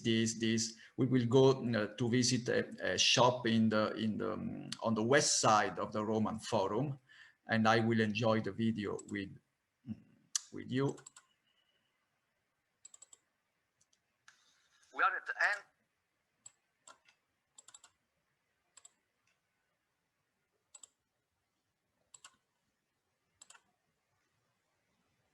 Okay. We are at the end of the west side of the Roman Forum of Paestum.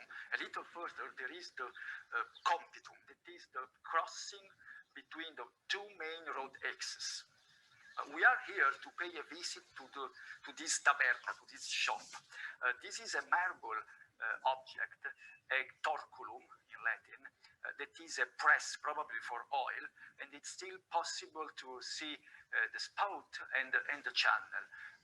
It's possible, it's highly probable that this was a shop whose main activity was the production of perfumes.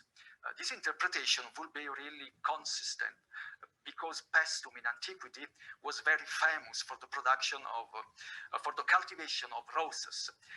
Ancient Latin poets like Virgilius, Martial, Ovid speaks of the Paestum roses, Paestane rose, in their wonderful verses. Okay, let's come back to the presentation.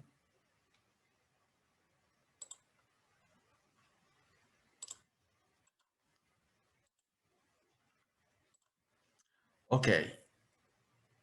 Yes, about the roses, the garden roses of the roses gardens of Paestum.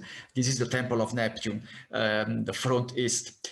Some years ago, we do a new plantation of roses. Of course, we don't know exactly if the botanic species is the same, but many ancient sources, poetic sources, spoke about Paestum. And this is some verses from Propertius. I read them in English. I have seen rose gardens of fragrant Paestum, gardens that would surpass all the others. Victura, lying desiccated under the early morning south wind, the Notus. Let's go on. Yes, now we will do together a walking towards the Compitum. Compitum was the crossing between the two main road axes from that north-south and that east-west. It would not be correct to call them Cardus Maximus, this Cardus Maximus and Decumanus Maximus, because these labels, Cardus and Decumanus Maximi, refer only to urban grid created directly by the Romans. Instead, in this case, the urban grid was inherited from the Greeks by the Romans. So we will share the video.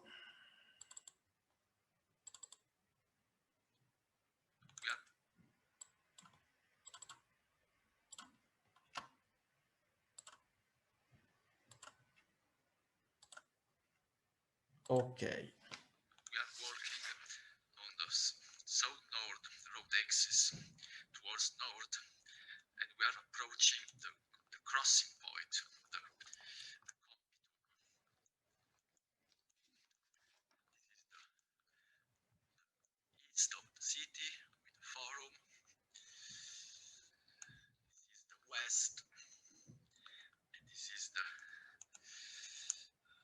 west road that connected the city to Porta Marina, one of the doors of the ancient city. And we are in the crossing point in the Compitum. And just here in the 30s, a statue of the satyr Marcia was founded by the archaeologists during very important excavations. This statue probably had a political meaning, like many other times in the history of art of the Romans, and it symbolized the libertas, the new political free condition of the Latin colonists who came here to found the new colony in 273 BC. Okay, now we come back to the presentation.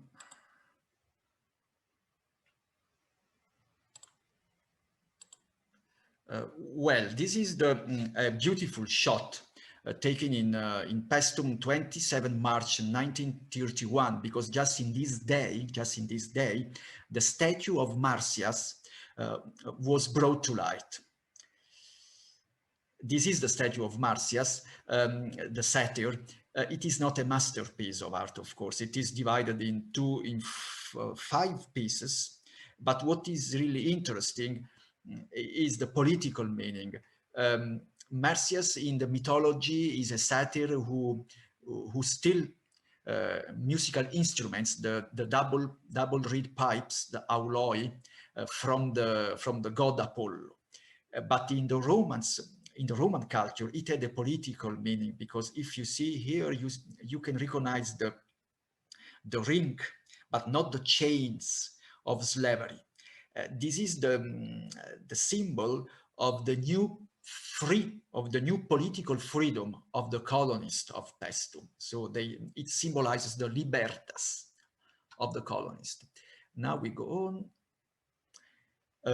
Now we will visit the center of the Roman power. The center of the Roman power is the Comitium.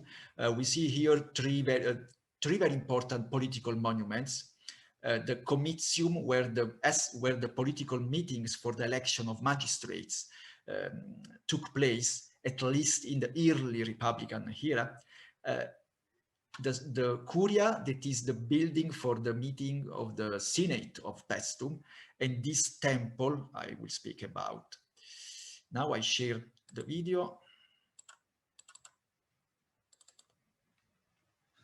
The real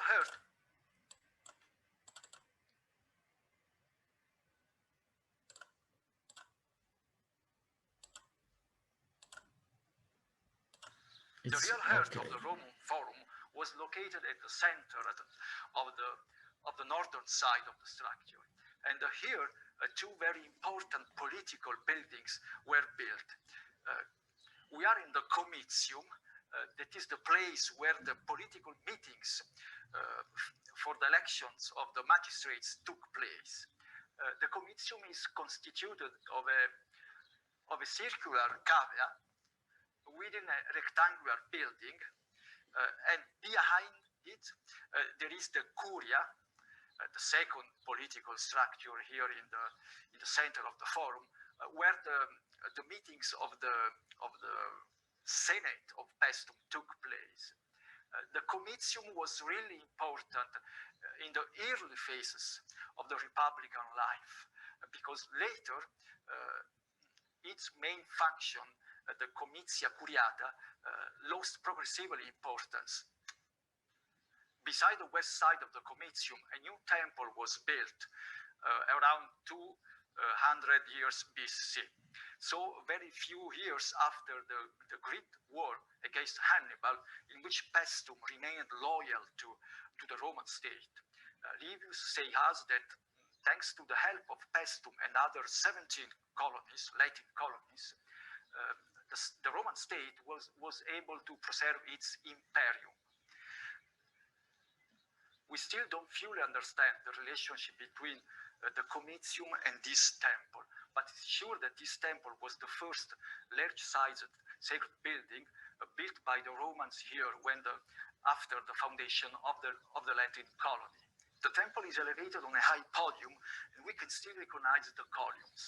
It's a particular temple, typical of the Roman period, in which two different traditions were melting together. It mixed two different architectural styles, the Doric for the Doric frieze, and we still preserve in the museums a collection of several metops coming from this temple, and the Corinthian style for the capitals of the columns. The deity of the temple is supposed to be mens bona, a personification with a strong political meaning of moral qualities like moderation, good sense, and memory. Okay, I come back to the presentation.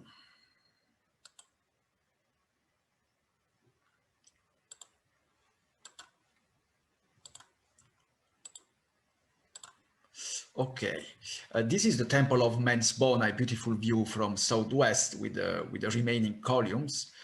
And now we will see a very short video about the metops, about the beautiful frieze belonging to this temple. The frieze now, I think 15 or 16 metops are in the gardens of the museum. We do an open air collection some months ago.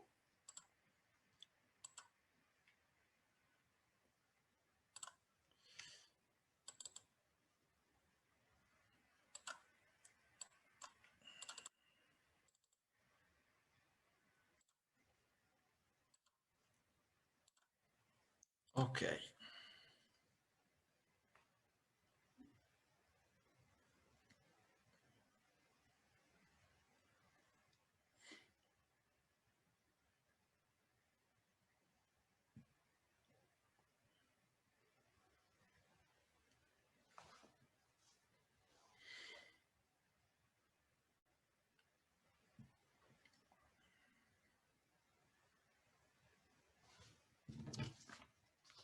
I come back to my presentation.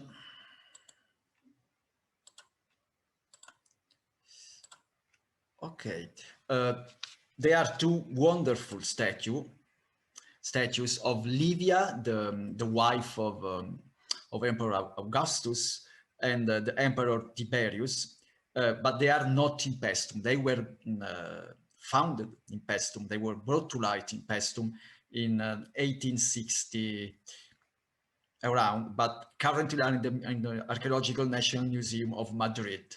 Probably we don't know exactly from where they came, or inside the city or some Roman villa outside. Well, now we will visit one of the most famous Roman building, the amphitheater. There is no Roman town without an amphitheater. It has been said, but this is not always true. And so now I will share with you the video. Of course, the amphitheater currently dominates the Roman landscape of Paestum. Is one of the most peculiar Roman element of the ancient landscape of the city.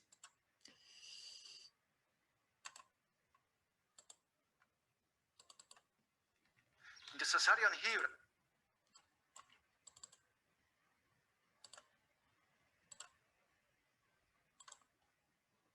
okay.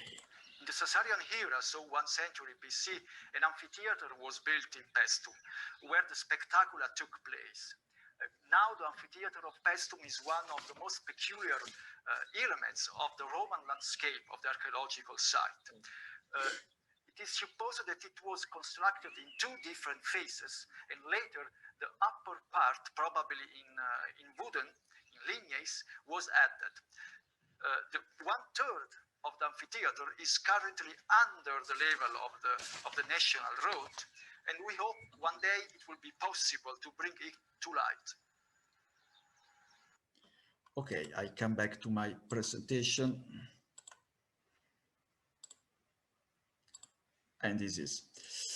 So now, but where exactly the Romans, where they live during the Roman period? They live, I said you before, because all the Roman houses are arranged in these rectangular blocks that in some way reproduces the Greek urban grid. Now we will visit one of the most beautiful Roman house, Domus in Paestum, with a wonderful marble impluvium. I share the video. The houses in the Must do the operation.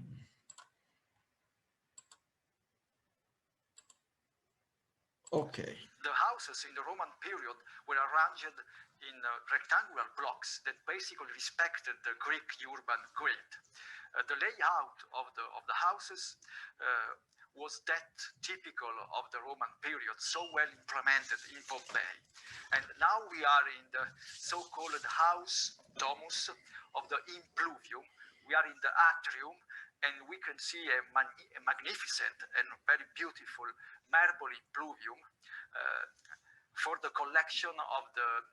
to collect the raining water. We are in the peristylium of the marble impluvium house, and we can see all the columns around, the brick columns typical of the Roman period, with all the rooms on the sides. And in particular, one room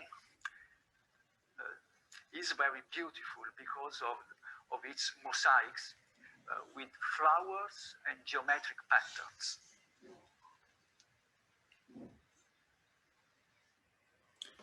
Come back to my presentation. Yes, but what about the new gods? The new gods of Paestum. Of course, the Roman pantheon of gods is quite similar to the Greek one because it was strongly influenced by it. The Romans didn't alter so much the religious landscape of Paestum. They left almost untouched this area, we will see, but in this area we are just on the southern side of the forum. So when exactly where the southern sanctuary finish, it touched the border of the forum. Just here, something of interesting happened, and I will show you the video.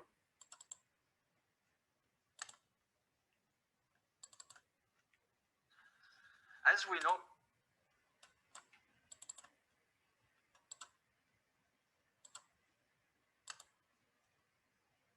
okay. As we know, the Roman pantheon of gods was quite similar to the Greek one, by which it was strongly influenced during the centuries. Anyway, in antiquity, we know that often new people means a new cult, new religious cults. And this is true also here in Paestum, because the new Latin colonists brought with them new cults. For example, we have a very important structure, the so-called Italic Temple. This is one of the first temples built by the new colonists, Latin colonists here in Paestum. It is north-south oriented, differently from the Greek temples that usually are east-west oriented. And it is supposed to be dedicated to Mater Matuta. Mater Matuta was the deity, the goddess of the dawn and the morning light, connected also with childbirth. And from the deposits from this temple, many votives come, representing babes, pregnant women, and also anatomical parts like eyes, wombs, and other parts. Okay, now I come back to my presentation.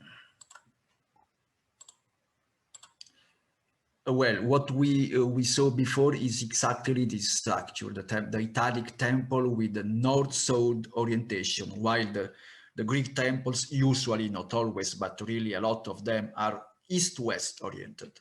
This is a typical orientation of the Italic people. This is the objects, the items from the deposit of the temple from the Italic temple, probably dedicated to Mater Matuta. I went into the storeroom to do these shots, to take these pictures. There are some very beautiful little terracotta figurines of Mater Matuta, probably anyway connected to the sphere of the women. They are little heads of kids, of babes, and they are wombs. There are also other anatomical parts like eyes, etc. Go on. Yes, now we will go into we will visit the most important sanctuary of Paestum, the southern sanctuary, where the Temple of Neptune and the Basilica are located.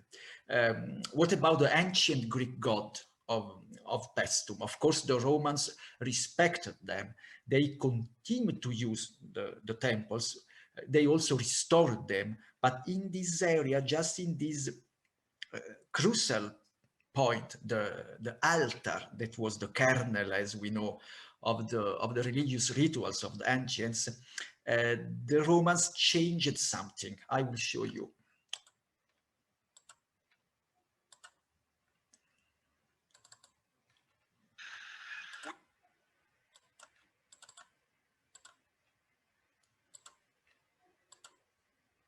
Okay. We are in front of the Temple of Neptune, the most impressive and most famous monument of Paestum. It was built by the Greeks around 460 BC in Doric style, and it's really a majestic sacred building. But the name Temple of Neptune is conventional. We still don't know which was the deity the temple was dedicated to. Who knows? Hera, Zeus, Apollo, there are still researches about.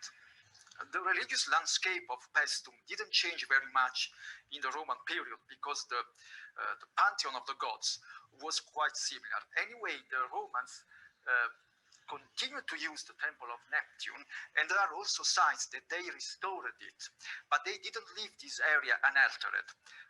In fact, they destroyed the ancient Greek altar of the Temple of Neptune, and they replaced it with a new altar, smaller and closer to the building. And from this shape, this molding, the cima reversa, it's possible to give a datation, probably 1st century BC. But we are here to have a wonderful experience, because now we will enter the Temple of Neptune, and we will go inside the cella. It's more sacred and intimate space where the statue, the cult image of the unknown god or goddess, was housed and worshipped. A great respect will be required. Okay, now come back to the presentation. Well, I'm finishing. This is the most exciting experience in Paestum. We hope that in the future it will be again possible when the sanitary emergencies will finish. This is a cross section in the reconstruction of the Temple of Neptune. We will enter the site. This is a representation of a ritual, of a procession of the animals to the sacrifices on the Roman altar. Keep in mind that the reconstruction of the statue of the god, of the goddess in this case, is purely hypothetical, because we don't know if it was Hera.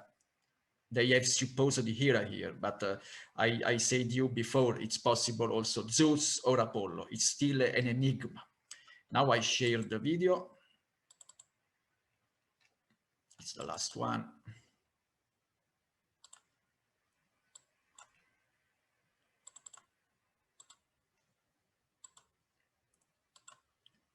Okay.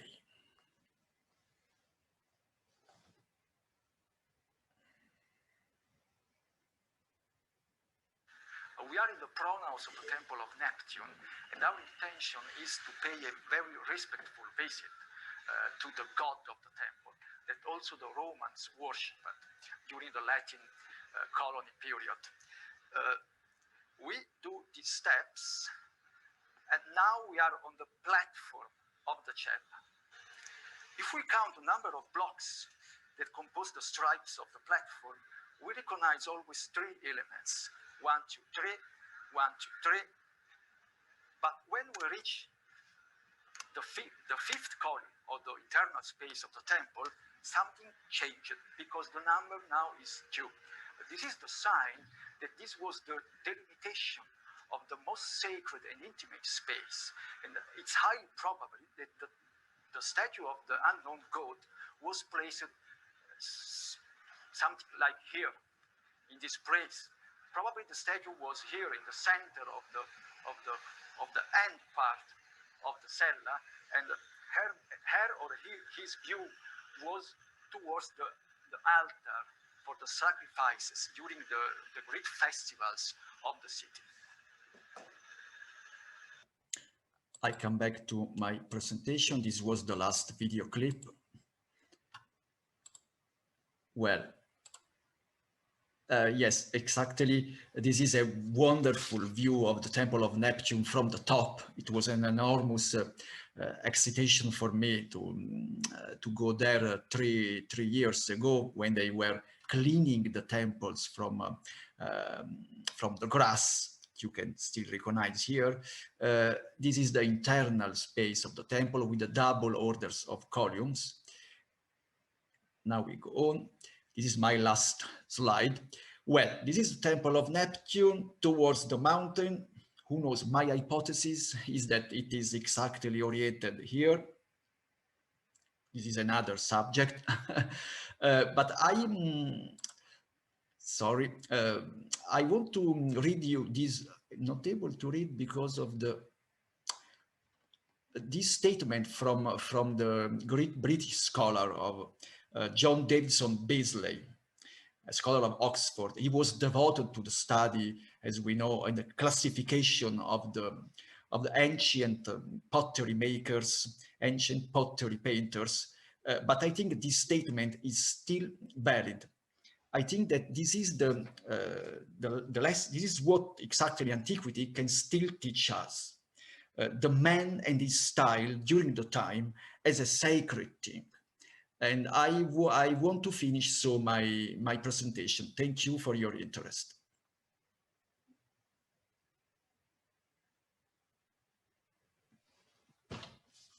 Thank you very much, Marco, for this amazing presentation. And I think it gave some ideas to everyone for a future touristic journey in Paestum, once the frontiers will be reopened, of course. So you have a lot of messages for you from people that have visited Paestum or that are thanking you. But we have a little bit of time for some questions. Catherine is asking, why was Paestum abandoned and why? Yes, Paestum was abandoned probably in the late, until about the end of antiquity. After the end of antiquity, late antiquity, 6th, 7th century after Christ. The reason is some also changement of the territory, because Paestum was changed into an enormous swamp, so water everywhere.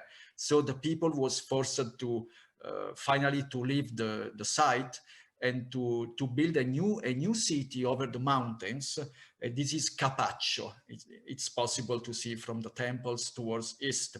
And another element that played a role in this event was probably also the attacks from the Arabs. The Arabs were in Agropoli, where 10 kilometers south of Paestum, they had a military establishment there. Thanks, Marco. It was a really nice lecture about Paestum. And Stefano Forcoli asked, where was Cosa? Yes, Cosa is another Latin colony built in the central region of Italy in the same year. So 273 BC, Rome founded 2 Latin colonies. In that case, in the case of Cosa, the war was against the Etruscans.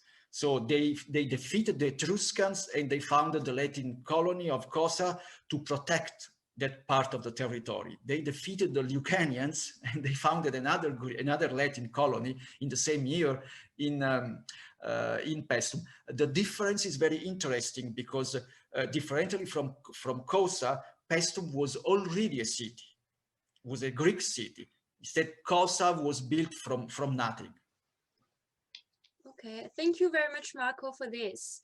And we have a question from Pablo, who is asking how the transition between the Greek, Lucanian, and Roman moments of the city And did this cultural crossroad influence architecture, art, etc.? Yes, as I said, we have some important archaeological evidences that the urban aspect, the urban configuration and architectural configuration of Paestum didn't change with the Lucanian conquest.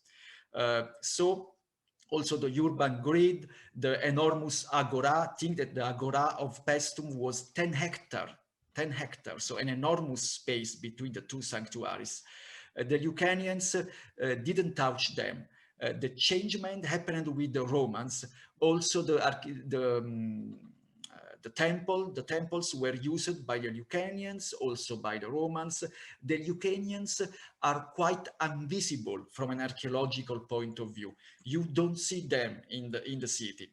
You must know where to find them. They are not so visible. Well, we have one last question in the chat from Domenico.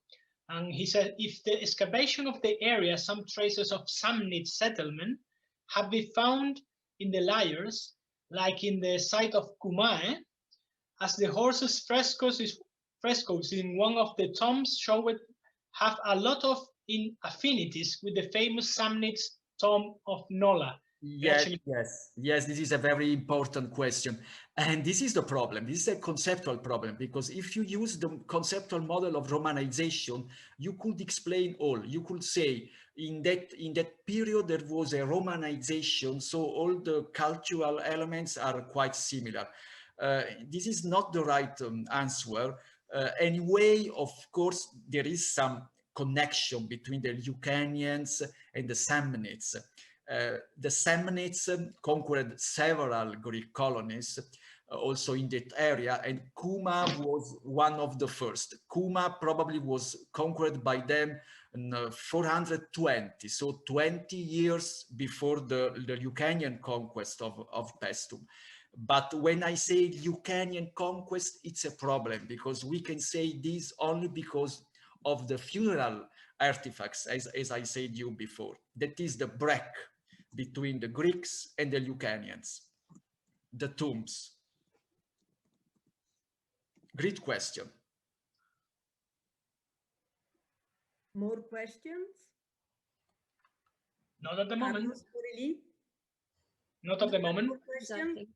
No, I just saw that there are a lot of appreciation for the presentation. So everybody will go to Paestum as soon as possible. Yes, I'm there. Too. And I'm ashamed, because being Italian, I've never been there. And next time I go, I will make sure to come to visit you, really. Yes, Paestum and Velia also. Velia is the place where Parmenides and Zeno founded philosophical Western thought. So Paestum, Velia. I do a bit of propaganda for my site. We have to make sure. Anyway, what can I say? Two beautiful presentation. I thank you so much, really, the two speakers. And is not finished, because I thank you everybody who attended this evening. It has been a long evening, but I think that it was worth it. So on behalf of the Instituto Cervantes, the Alliance Française, and the Società Dante Alighieri, I have to thank you all and to remind you that we have to meet next week on Wednesday, just to discover other Roman towns in Spain and in France. So don't forget, and I hope that you will be all there. I'm just going. Buonanotte e grazie. I'm going to put a link for next week event in a minute in the chat, so you can already book your tickets for the event.